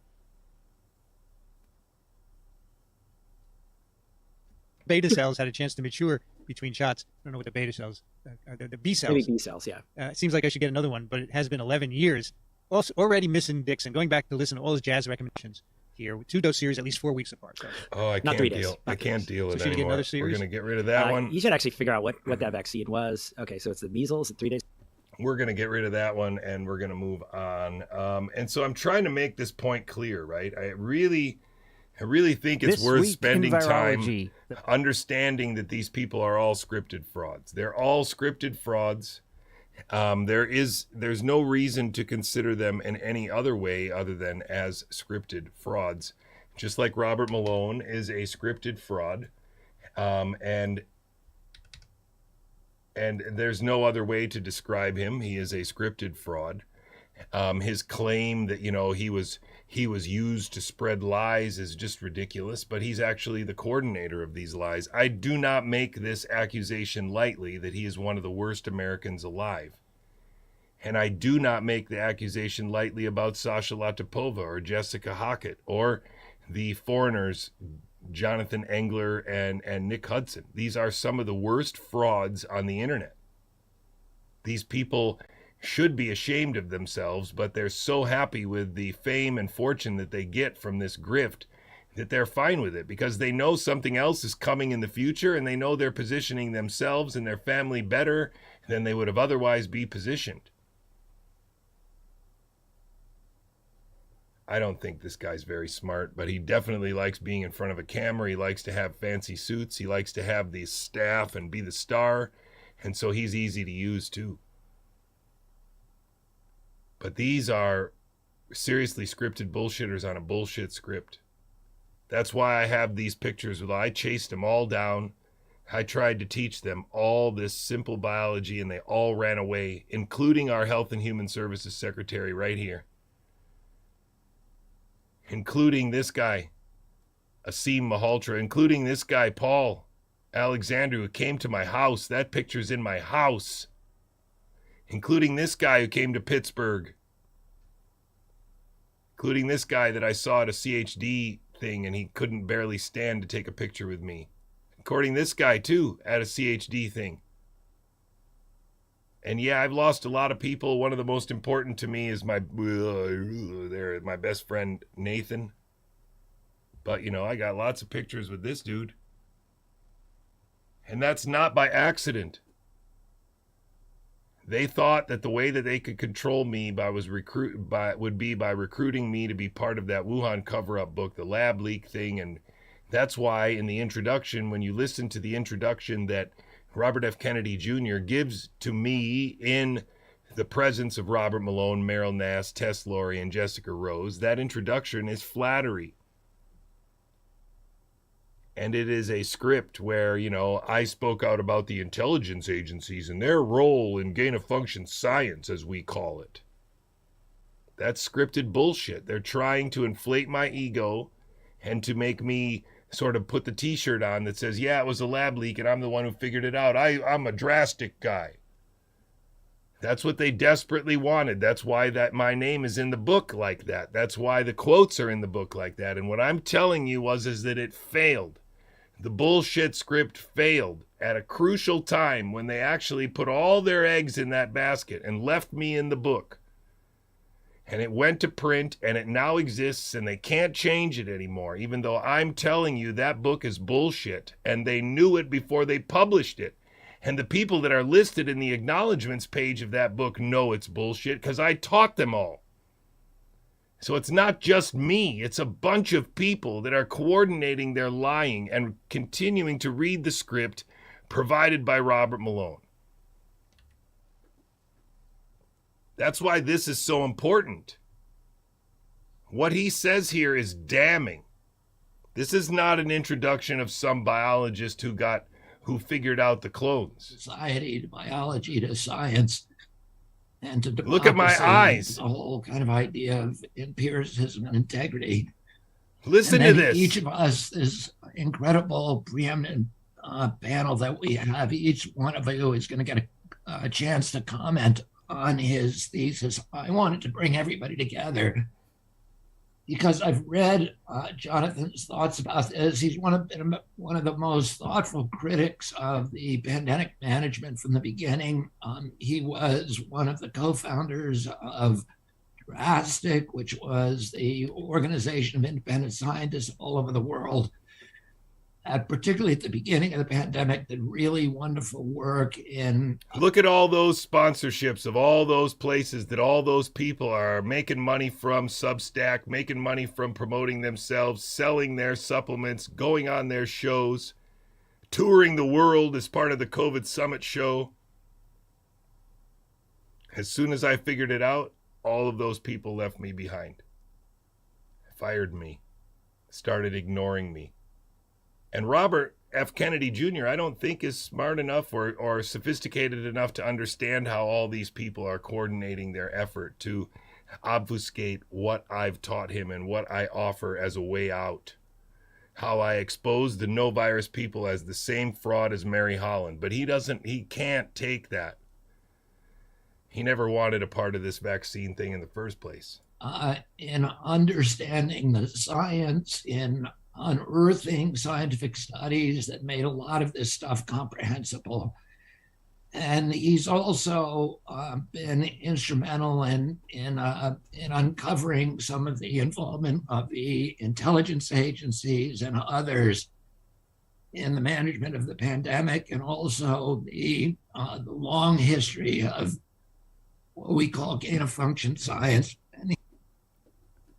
There you have it. And Tess Laurie pushes ivermectin. What you're told by people who have vested interests in reducing global population. The other thing that concerns me at the moment is the I think things like carbon dioxide in the atmosphere are being used as modalities of... Now, what I'm suggesting to you is that this man is essentially guilty of some crime and participating in the exact same scripted illusion that Brian Hooker and Mary Holland and Meryl Nass and Robert Malone make possible in America. He is the other side over. He's with Asim Malhotra. This guy is with all of them. And this guy is one of the worst people in the UK. He is a fraud. And he's responsible for so many people having taken AstraZeneca and so many people having taken the mRNA. He should be off the internet and ashamed of himself. But here he is talking about depopulation. Now, it's impossible for him not to have known that since the end of World War II, these people have been working to reduce family size. It's impossible for him not to know that people only live to be about 100. And so it's a 100-year thing. You know, you don't need to worry about the population getting out of control if you've changed the size of families. And they were successful in doing that.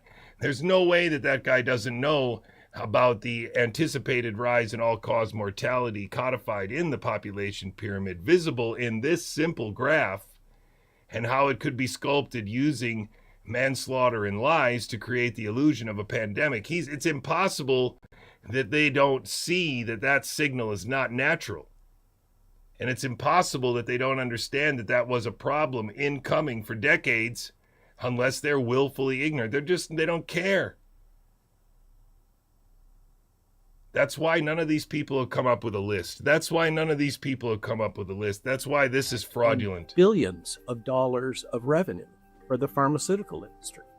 So there's big money at stake here. There's big policy at stake. Recently, the CDC's Advisory Committee on Immunization Practices, ACIP, met for the first time after HHS Secretary Robert F. Kennedy Jr. replaced its entire membership with new picks. In this episode, I'm sitting down with two new ACIP members, Dr. Robert Malone and MIT professor Recep Levy, for a deep... Now remember, this guy of Epoch Times has had Sasha Latipova on twice. The context of vaccines is that debate was considered as confusing to patients, as something that we should avoid.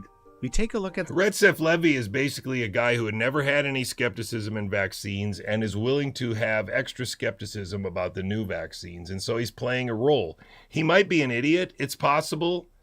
A lot of people have sent me emails to say that anybody that has hair as long as you is an idiot. So, maybe he's an idiot. I don't know. But I gotta say, I think he's a useful stooge. I think he's on the same script and is happy to be on that script because he's not actually questioning anything except for the new shot. You know, like COVID shots are bad. Don't talk about 2020. Some key discussions during the recent meeting, from mercury and the flu vaccine to RSV shots for children, and what may happen with this committee moving forward. Okay, so it gets worse, right? It gets worse. I told you they're going to use it against us. They have set us up. And Paul Offit is going to bring it to us from as well. Microbe TV. This is Beyond the Noise, episode number 72, recorded on June 30th, 2025.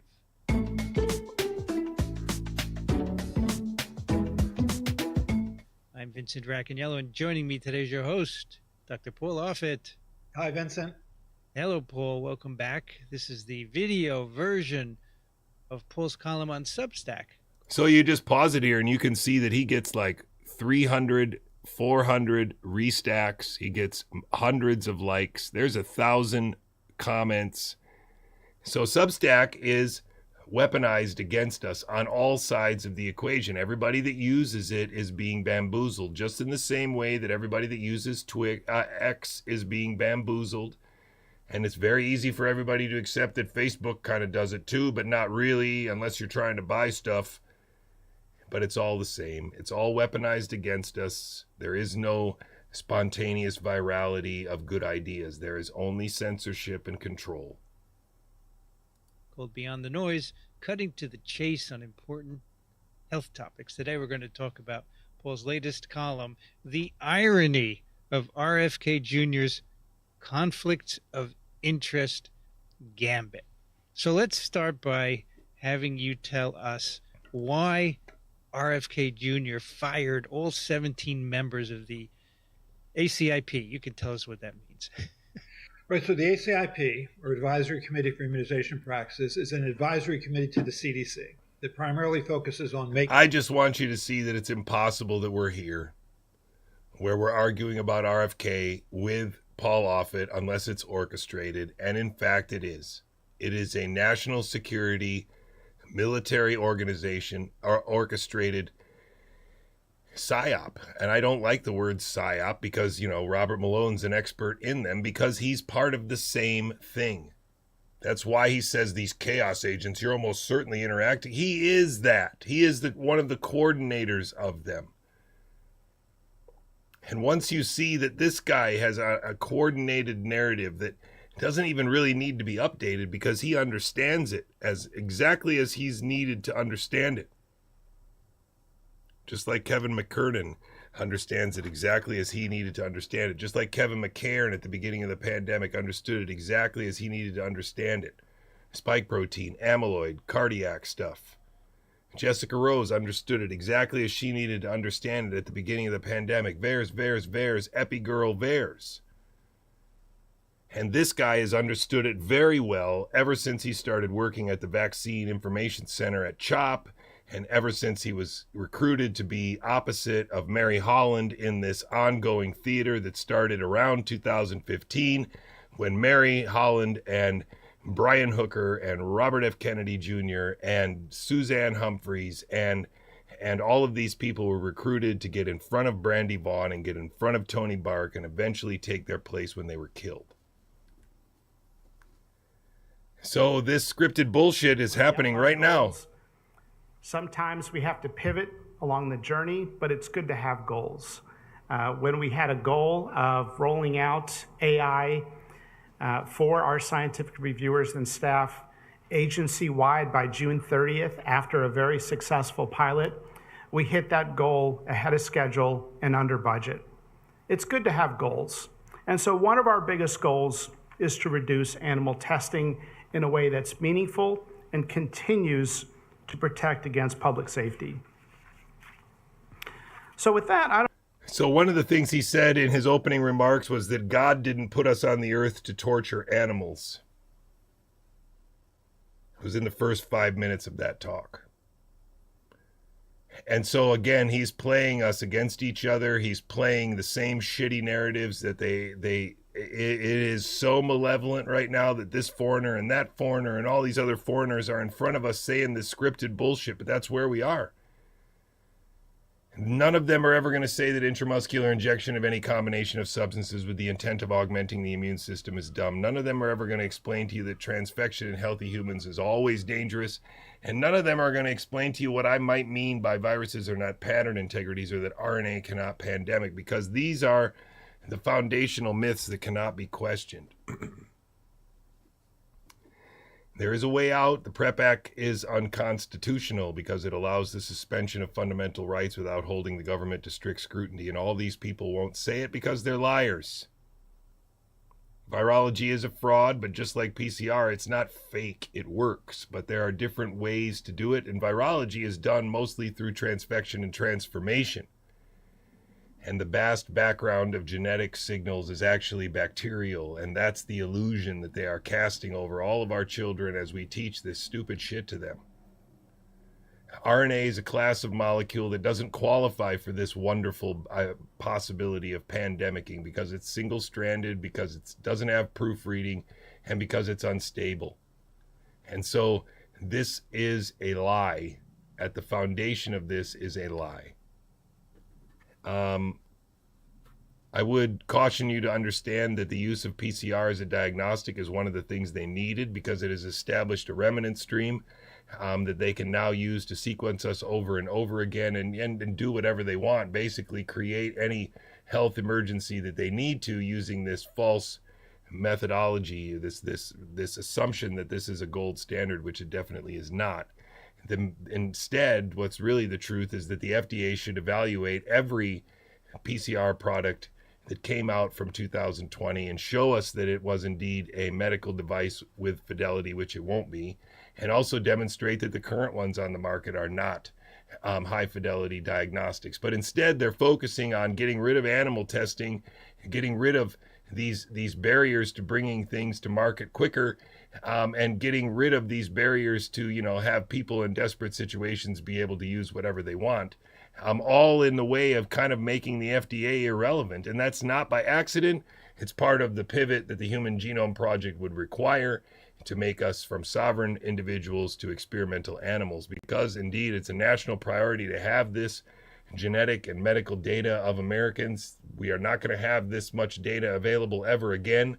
And so it needs to be, it's a priority, a multi-generational priority for humanity, for the species, that this data be collected, that the infrastructure to collect the data be built, that the machine learning algorithms to interpret the data be developed. This is all a national security priority that sits parallel with and continuous with the Human Genome Project. And that's the reason why Robert Malone and Kevin McKernan were involved in the narrative space since the very beginning, because this is a scripted part of the Human Genome Project, again, to invert our sovereignty to experimental animal status. That is it. That's the real truth, Ruth, as far as I can say it. The best that I can say it. Where are you? There you are, you silly little boy. And so, yeah, that's it. That's the best I can say it. The spread of bad ideas is definitely much scarier than the spread of any RNA molecule. I'll see you in a few minutes, huh?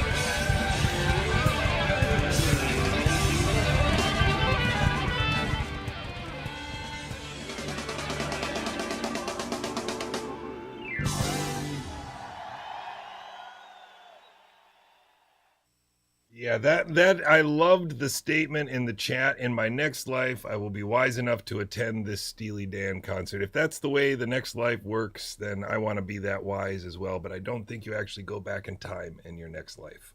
Anyway, that's neither here nor there, or then or when. This is Gigaohm Biological. We're on the second half of the show. It's a little bit shorter. It's been a long one today, but it's a nice day in the background. My voice feels okay. I have been provided with the necessary liquids, and so I'm going to keep working.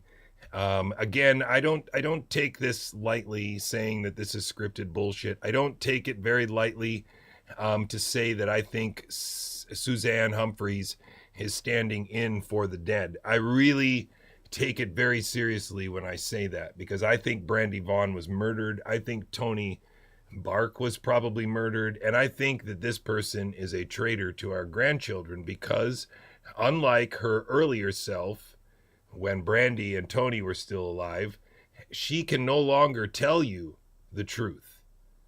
She can go on Joe Rogan for 2.5 hours and not tell you the truth. And it's a very simple truth that she used to be able to say, that Brian Hooker used to be able to say.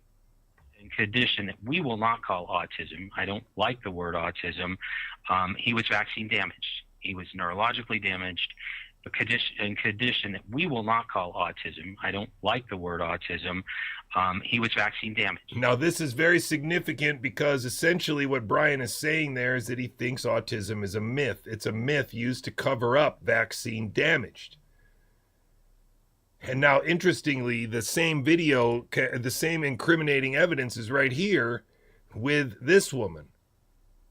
Now, why doesn't that run? Oh, yeah, it's not up there. I see.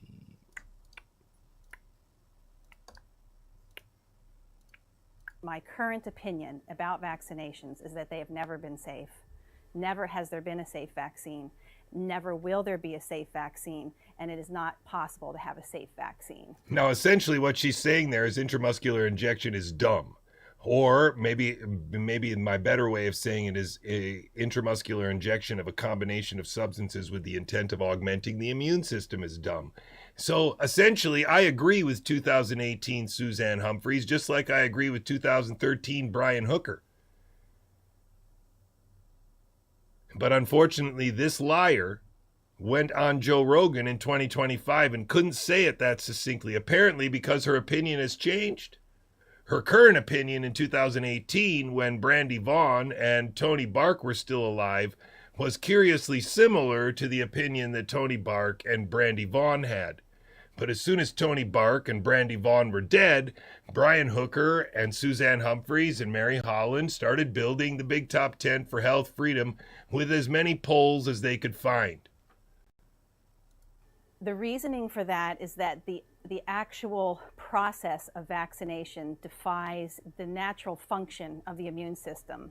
Exactly what I've been saying for the last few years, and I'm very, very disappointed to have to bring you this message that these people, I was in Georgia when she was there working and on stage, and you know, it's not like she reached out or Brian Hooker said you have to meet her or anything like that. It was the exact opposite. Brian Hooker also never said I got to meet James Lyons Weiler, even though James Lyons Weiler was on stage and next to Suzanne Humphries on stage at CHD, their conference in Georgia, and Brian didn't think it was important for me to meet them or that they were very important, and I don't have any selfies with either of those two because they run away from me, because they are part of this show that replaces Brandy Vaughn and Tony Bark, who were murdered in 2020, with these frauds. Listen to how fraudulent they are, and remember what Paul Offit and Daniel Griffin talked about on TWIV. Of living. Listen, Bobby, I can't prove it tonight. You can't prove it, but intuitively, you look at the spike, you look at what happened with the Marisol, there is no doubt in my mind, maybe it's 2 years from now, maybe it's 5 years from now, maybe it's 10 years from now, we're going to find out that the Marisol causes, in my opinion, autism. You know what? That's not by accident. That is the malevolence of this script, because now we are being shown previous acts of the play as if they are representative of reality instead of an elaborate theater scripted over decades. I know it's tough, but you got to be able to see it eventually. It's got to be obvious eventually, because otherwise we wouldn't still be talking about these same dumb issues, and we would have gotten to the stage where somebody would have reasonably considered the possibility that all intramuscular injection might be nonsense. But the science is... So there's Joe Scarborough saying that vaccines cause autism because his kid has a form of it called Asperger's. So big news is that the CDC vaccine panel voted to take the mercury preservatives out of their flu shots. So so just to let you know what mercury is, because it's in your vaccine. And so who's he going to play? He's going to play 2025 Suzanne Humphries, the scripted traitor on Robert Malone's shitty script, on Joe Rogan, where she doesn't say that there are no safe vaccines, that I don't think there are any safe, that can't be done because it's antithetical to our immune system. In 2.5 hours, she never said it because she is a scripted traitor. Maybe she's got a gun to her head. I don't know. But it's time that somebody that has a gun to their head or has taken, it farther than they initially wanted to, start to grow a pair and frickin' speak out as an American. Ryan Cole could do it. Ryan Cole knows this is bullshit. Suzanne Humphries could do it, but she's not going to do it. Obviously, she has a gun to her head. But there's lots of other people who could do it. Mary Talley Bowden could probably do it if she really wanted to, but apparently she's got enough money or a gun to her head. This is scary because this clown, super scripted clown, is now promoting the shittiest video of her career. Basically, the worst video that exists of her on the internet is her interview on Joe Rogan, where she essentially says nothing for 2.5 hours. Vaccines and not good. And how not good? Well, here, let's find out. But the reason that it's put into it was actually in the MMR vaccines and some of the flu vaccines is because it's an antimicrobial. It'll kill everything. So maybe that was part of that, because it will kill everything. It will kill the microbes in a petri dish. So because this is one of the realities of vaccine manufacture, which I want your audience to understand, is that vaccines, while it might look like just a clear liquid, in order to make a vaccine, you have to have either a cow that you put ulcers on and scrape the pus off, or you can evolve it as it had evolved to maybe getting some tumorous cells that came out of a Cocker Spaniel's kidney, or monkey balls, or monkey kidneys, and you plate those cells out, and then you inoculate it with what you want to grow to put in your vaccine later. But in order to keep those cells alive, you have to put animal blood on it. You have to put different nutrients on top of it. You have to put antibiotics, kanamycin, things like that related to the COVID. Here, mercury. Okay, so in the end, you can make sure when you have your final product that if you put a little bit of mercury in there, that it's less likely for any of the fungus or the spores or the bacteria or the adventitious viruses that you didn't know about that were there before will be in your final product. Wonderful. So you have a product now that you can be. It's almost like you could make one if you weren't so careless. You could make a good vaccine, but they just use shitty stuff because they're shitty people. But if we had good people making good vaccines, the good vaccines would be good. Instead of saying what she said in 2018 when Brandy Vaughn and Tony Bark were alive, which is that she doesn't think there are any safe vaccines. She doesn't think it can be done. Stop lying! Not completely sure has any of these deadly microbes, but now has mercury, which the only places it's actually okay to have on the planet, mercury, is in vaccines, your tooth, or toxic landfill. So if you were to drop a vaccine at a vaccine clinic onto the floor, the hazmat guys would come in. You're not allowed to just pick it up if it's a mercury-containing vaccine. The hazmat people have to come and take that away. Yet we're okay to take a portion of it. But there are no mercury-containing vaccines anymore. We already heard that from both Paul Offit and Vincent Racaniello and Daniel Griffin. The only ones were in some quadrivalent flu vaccines. So does she just dumb? Has she just not done any reading since 2013 when her book came out? She just said, forget it? She hasn't tried to advance anything because she's still selling that book, so she doesn't want to contradict her book or advance her book, or, she doesn't want to be bothered to write another book. So what the hell? I'll just stick to it. What is this shit? And remember, this jackass doesn't care, apparently, that that Americans were murdered for a couple years in order to coerce him into taking the vaccine. He doesn't give a shit at all, even though he knows it's true because I've told him. I saw him in person in Pittsburgh when he brought his comedy troupe to Pittsburgh, and we saw him in person and took a picture with him in person, and I gave him a book that was annotated with a letter and phone, and it's remarkable. He is awful, but no more awful than Shannon Joy, no more awful than they're just all useful idiots, performers with SAG cards. Of that vial and inject it into, a child, a 3-month-old child. How does that work? It doesn't sound logical. And then Doesn't sound logical. So let me bring in Mary Holland. She's the author, speaker, and CEO of the Children's Health Defense, an organization focused on legal strategies to defend children's health and obtain justice for those injured. Before joining the Children's... That's an interesting statement I've never heard before. Focused on legal strategy. Wow, that is some seriously fraudulent shit. Self-defense in 2019. She taught at NYU School of Law for 17 years and lectured at Columbia Law School on international human rights advocacy. Welcome back to the show, Mary Holland. Hi, Mary. International human rights this is a big advocacy. deal, I'm right? That they're getting. This is so crashing. Demon. International rights, human rights advocate. I think that would set off a huge red flag for my friend Joe Marshall at the Liberty Perspective. That's not a patriotic thing. I can't prove it tonight. You can't prove it, but intuitively. CDC vaccine panel vote. Find out. But the reason, because this is one of the realities, either a cow that you put ulcers and you plate those cells, your mercury. Okay, so completely sure has any of these toxic landfill, so injected into, The CEO of the Children's Health Defense, an organization focused on legal strategies to defend children's health and obtain justice for those injured. Before joining the Children's Health Defense in 2019, she taught at NYU School of Law for 17 years and lectured at Columbia Law School on international human rights advocacy. Welcome back to the show, Mary Holland. Hi, Mary.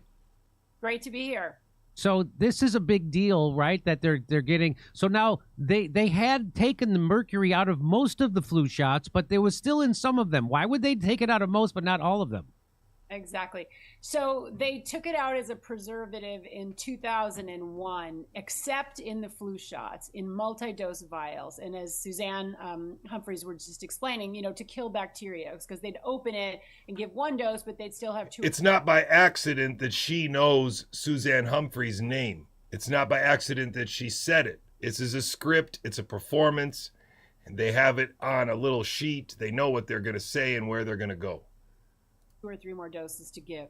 At this point, it was down to 3%, but it wasn't 3% from 2001 until now. It went down gradually, the amount of mercury being taken out. And this is a 30-year battle, Jimmy, that's now been ended, which is fantastic. Mercury should never have been in vaccines, I think, as you can appreciate from what was just said. It's an incredibly toxic substance, and we were injecting it into infants, day-old babies in the hepatitis B shot before they took it out. And so the mercury in the vaccines, it's called thimerosal, correct? Right. It's called thimerosal. It's half ethyl mercury by weight. So 50% of thimerosal. It's made by Lilly. It was never properly tested. And it started to be used. And literally what some of the people at the CDC acknowledged was they just never added up the cumulative amount of mercury that these kids were getting in the various shots. After 1986, when Congress gave a liability shield, the number of vaccines escalated dramatically, and a lot of them contain mercury. They also contain aluminum. There's a synergistic effect between mercury and aluminum, and a lot of neurological injuries went along with this rise of the use and the number of vaccines. And I remember a time when cable news hosts used to thank RFK Jr. for fighting this to try to get mercury out of vaccines, and specifically thimerosal. In fact, here's a video. This is going to be a little loud, so bring it down a little bit. Here is RFK Jr. speaking with Joe Scarborough when he hosted a show called Scarborough Country on MSNBC. Let's watch. My son, born in 1991, has a slight form of autism called Asperger's. But it seems, and again, when I was practicing law, and also when I was in Congress, parents would constantly come to me, and they'd bring me videotapes of their children, and they were all around the age of my son or younger. The generation... So something happened in 1989. So you believe that Scarborough's not lying there? That people came comparing, people bringing me videos and pictures of their kid? Come on. Come on. Exactly. The generation, what happened was the vaccine schedule was increased. We went up from receiving about 10 vaccines in our generation to these kids received 24 vaccines. And they all had this thimerosal in them, this mercury, and nobody bothered to do an analysis of what the cumulative impact of all that mercury was doing to kids. As it turns out, we are injecting our children with 400 times the amount of mercury that FDA or EPA considers safe. A child on his first day that he's born is injected with a hepatitis B shot. Under EPA guidelines, he would have to be 275 pounds to safely absorb that. Now, they are repeating this argument right now with aluminum. They're repeating it all the time in all these different ways. It's really absurd. I think the chickens just caught a snake or something. They're all freaking out. Whoa, that's some velociraptor style sprinting there. Anyway, this is all very malevolent, and if you can see it, it will free you. If you can see the truth here, that you know, this is a willing participant in this show because, you know, he makes a living doing it, and this is a real big recruit. This is a guy who has been Truman Showed for his whole life. Probably doesn't really believe what he's saying, but he knows that he's scripted to say it, and that's why his progress and understanding has been so little. Not that dissimilar from Mary Holland, not that dissimilar from Polly Tommy, not that dissimilar from Brian Hooker, who knew a lot more a long time ago. Just like it seems that Suzanne Humphreys knew a lot more a long time ago. Shot. And yet we're just constantly pumping our kids with these vaccines. Right, and what happened was that in 1988, 1 in every 2,500 American children had autism.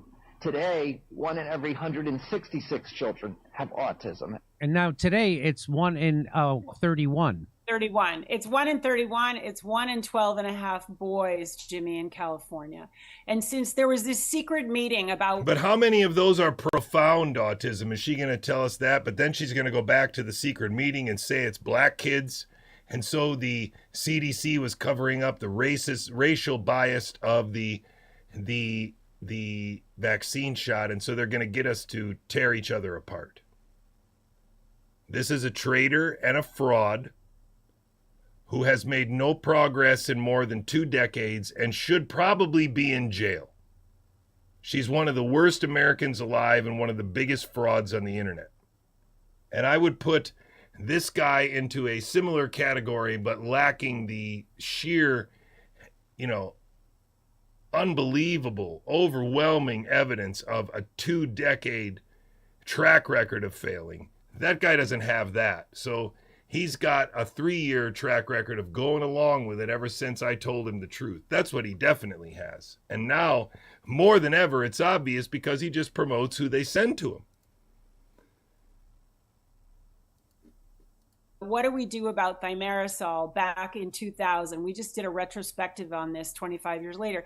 The increase in autism is 350% since 2000. So the CDC has been absolutely had its head in the sand. And so interesting to see that from MSNBC, Jimmy, right? After, for a lot of different reasons, MSNBC, would now call that a conspiracy theory. Yes. And so watch this. It even gets better. There's a little bit more to this video. Okay, get ready, Chris. And plus, 1 in 6 children have other kinds of learning disorders, other kinds of neurological disorders, speech delay, language disorders, ADD, hyperactivity, that all seem to be connected, that are all connected, the science shows are all connected to autism. Bobby, what we've always found, you and I could debate 1,000 different issues, whether it's Terry Schiavo or the environment. I think would agree on the environment.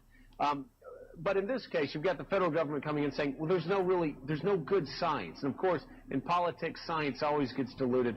Why hasn't the federal government stepped up and worked more? Because listen, Bobby, I can't prove it tonight. You can't prove it, but intuitively, You look at the spike, you look at what happened with the Marisol, there is no doubt in my mind, maybe it's 2 years from now, maybe it's 5 years from now, maybe it's 10 years from now, we're going to find out that the Marisol causes, in my opinion, autism. You know what? The science is... So there's Joe Scarborough saying that vaccines cause autism because his kid has a form of it called Asperger's, and it all exploded in 1989 when he would have hundreds and hundreds of parents coming with the same age, and it all started in 1989, same age kids with these autism and Asperger's, and he's saying we're going to prove it, not today, not tomorrow, but someday, that this is caused by thimerosal, which is another way of saying it's being caused by the vaccines we're giving our children. That's what Joe Scarborough used to say. John Stewart used to thank RFK Jr. on behalf of the parents for doing this kind of work. That's all over because that was before Big Pharma completely controlled the narrative, and now they fund Joe Scarborough to the tune of 70% of his paycheck. I'll go take it where you want, Mary. Yeah, I Take think it where you want, Mary. drastically changed after Obamacare. Back in the early 2000s, this was not really a partisan issue. If anything, the Democratic Party was more favorable to this than the Republican. Now there's been a complete reversal on this. And unfortunately, it's become a very partisan issue.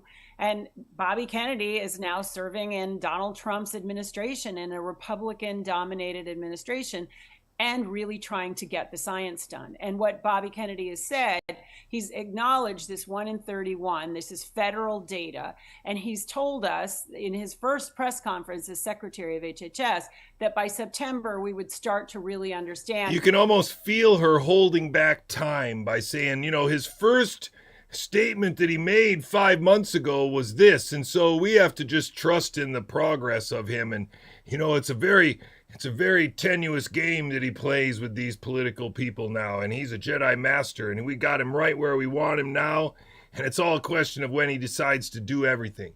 He would give us some information about what the science says. And what he's trying to do right now is really analyze massive amounts of data that he has access to within HHS to prove, what happens after a kid gets Hep B or HIV or DPT or polio or MMR. What is if you can show that with Medicaid records, you can show that with federal data.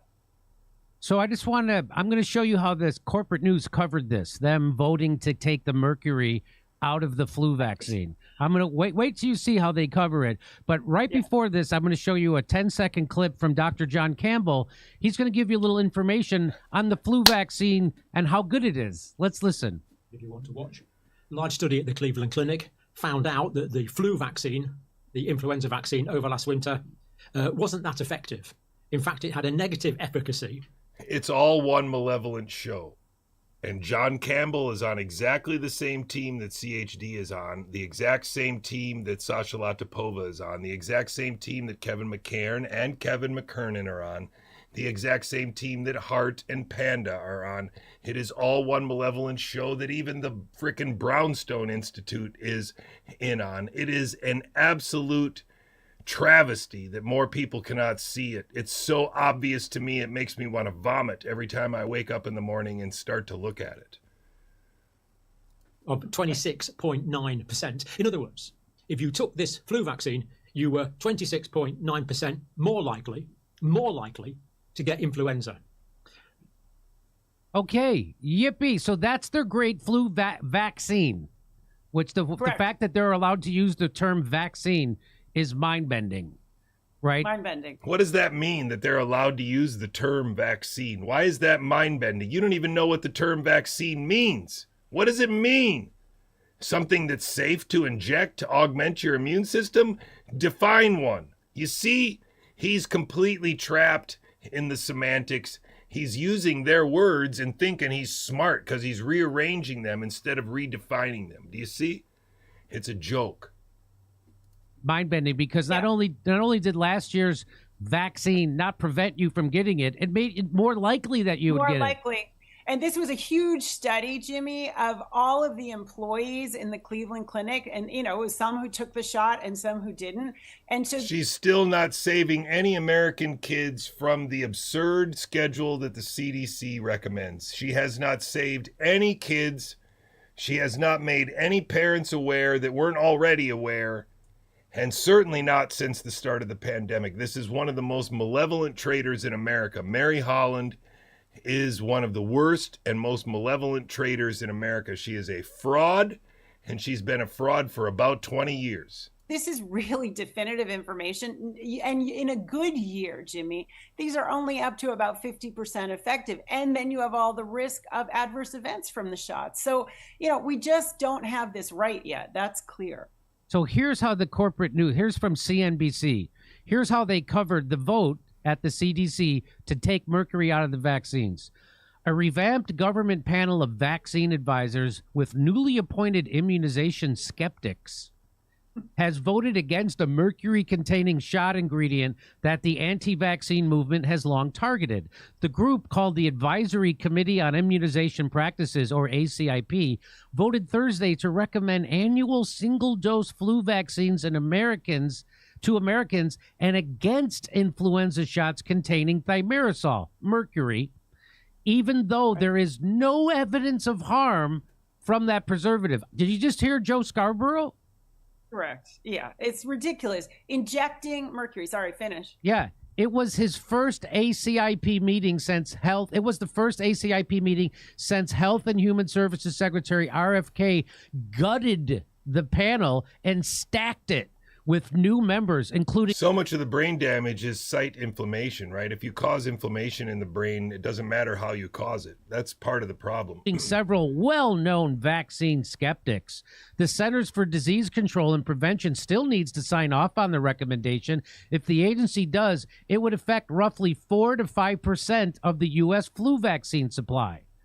The rest, so that sounds like, oh, well, that's not a big deal, right? Well, listen to what they say. The rest of the nation's flu shots were thimerosal-free during the last season of the virus. So why can't you make that? So, well, they are doing it. But when it comes to vaccinating an entire country, quote, small percentages matter. Dr. Sean O'Leary, an infectious disease expert with the American Academy of Pediatrics, told... He's in over his head. He doesn't know what point he's going to make here. It's probably going to fall on its face. Reporters last week, and I'm sure he's not being paid off at all by the big pharma industry. If the few thimerosal containing flu shots were removed from the market, that would inevitably lead to fewer people being vaccinated. It's a script. You see, he's supposed to feel like he's solving the puzzle and catching them in a contradiction so that Mary can say, yeah, you caught him. You're pretty smart, but I've been fighting these guys for much longer than you, so welcome to the show. At least in the short term, perhaps longer term, and subsequently more hospitalizations and death. I just showed you the biggest study ever, showed you that the flu shot actually makes it more likely for you to get sick. The recommendation also so this is just a liar, and I will guarantee you that this guy's getting money somewhere. This Dr. O'Leary is getting money somewhere to lie to you. And he's just unaware that he's getting money to lie to you from Rumble. He's just unaware that he's lying to you. That's all, because he's an idiot.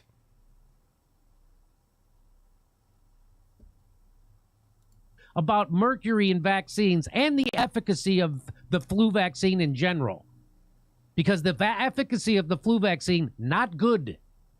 The recommendation also reinforces longstanding unfounded fears that the substance can lead to developmental disabilities such as so they're saying that putting mercury into a baby is a good idea. That's what CNBC is saying. And that if you have a fear of putting mercury in a baby, remember what the first video said that I showed you, that he's just a useful idiot. He's just doing the useful idiot performance, and that's the reason why you know he's full of shit. It's pretty remarkable. A mercury-containing vaccine, you have to call a hazmat team to come pick it up. But you can inject it into a baby, and CNBC says you're nuts. You're nuts if you think there's a problem with sticking mercury into a baby. Kennedy's vaccine skepticism comes full circle with the panel's vote. A decade before stepping into his current role, he published a book that called for the removal of thimerosal, mercury, from shots and linked it to developmental disorders. A very common... He wrote a book. Surprise, surprise, right? anti-vaccine talking point is around thimerosal. So that's a very clear strategy to sow distrust in vaccines. Let me just show. So that's how the mainstream news media. And let me just show you one more quick video about how great this flu vaccine is. This is from almost 20 years ago now on CBS News. And of course, this woman doesn't work for CBS anymore because she's about to tell you this. Here's what scientists have found. Over 20 years, the percentage of seniors getting flu shots increased sharply from 15% to 65%. It stands to reason that flu deaths among the elderly should have taken a dramatic dip, making an X graph like this. Instead, flu deaths among the elderly continue to climb. It was hard to believe, so researchers at the National Institutes of Health set out to do a study adjusting for all kinds of factors that could be masking the true benefits of the shots. But no matter how they crunched the numbers, they got the same disappointing result. Flu shots had not reduced deaths among the elderly. It's not what. So that's your great flu shot, CNBC and Dr. Liar O'Leary. And so that's how they covered sticking mercury in. So he still can't see that autism is a lie. He still can't see that intramuscular injection is the lie. He still can't see that pandemics are the lie. He still can't see that transfection is the lie, because even though I gave him the book, he's just not going to look at it. They're all liars, ladies and gentlemen. Behind, proper testing, or behind the 6 foot. There is no reason to believe Mary Holland. There's no reason to believe Robert Malone. There's no reason to believe Brian Hooker. They are all spectacularly committed to these lies, like the rest of these organizations have been. They are awful people. They are liars, and they must know by now, because I've told them that there was an anticipated rise in all-cause mortality that was sculpted using manslaughter and lies. It was anticipated and timed perfectly with this rollout of dumb PCR without the requisite controls, positive and negative, necessary to be a diagnostic in the first place. And if Robert F. Kennedy Jr. or Brian Hooker or Mary Holland were really trying to save our children, a lot more people would be skeptical of vaccines by now. And more importantly, a lot more people would realize it after the pandemic started. But instead, they built a big top tent of health freedom and avoided talking about the basics of the murder, including by helping to obfuscate what really happened to Grace Shara and promoting Grace's dad as some kind of spiritual guru now. This is a joke. These people are traitors to our grandchildren. There's a very succinct explanation. They murdered people in America and they lied around the world about it, and these people are guilty. Just like endemicity of racism is not real, endemicity of an RNA that was leaked in a mud puddle is also not real. They use non-specific PCR tests to make it happen, and then they use placebo to make the shot safe. And maybe it's not a placebo anymore because they don't need to, because everybody's willing now. But using their test to find their ghost does not make their ghosts real, and it doesn't make you a Ghostbuster. That I know for absolute certain. Ladies and gentlemen, this is for all the marbles. It's for all the children of Earth. And if you don't realize it, then you're not fighting in the right way, and the actions you take will be useless. Get off social media. Remember, intramuscular injection of any combination of substances with the intent of augmenting the immune system is dumb. Remember that transfection in healthy humans was always dangerous. And remember that viruses are not pattern integrities. These are the main players that I know of, that I have I know for sure. And I'm going to be on probably tomorrow morning. I was probably just faking you out because I don't want the streak to end. But it might be a shorter show tomorrow. And then Wednesday on, we'll be back and working full time. I love you guys very much. Thanks for being here. Sorry for the long one, but that's what I do. See you soon. See you soon. See you soon.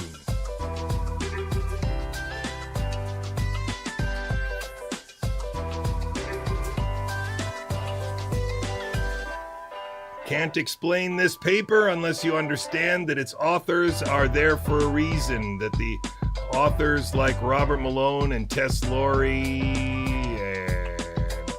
and Jessica Rose and Harvey Reich and Stephen Hatfill are not there by accident. They're there because they are part of this narrative control. Claire Craig would love to hear that 100,000 babies with their genetic code is exactly what Claire Craig was doing at the beginning of the pandemic. Interesting, isn't it? It's all one continuous narrative, ladies and gentlemen. The voice that you hear is Jonathan JJCouey. If you'd like to support my work, share the YouTube channel, share the stream, share whatever you can, stream.gigaohm.bio. How it works is that people support the stream. So if you would like to support the stream, please go to Gigaohm Biological and find a way to do it. Thank you very much. Thank you. See you soon.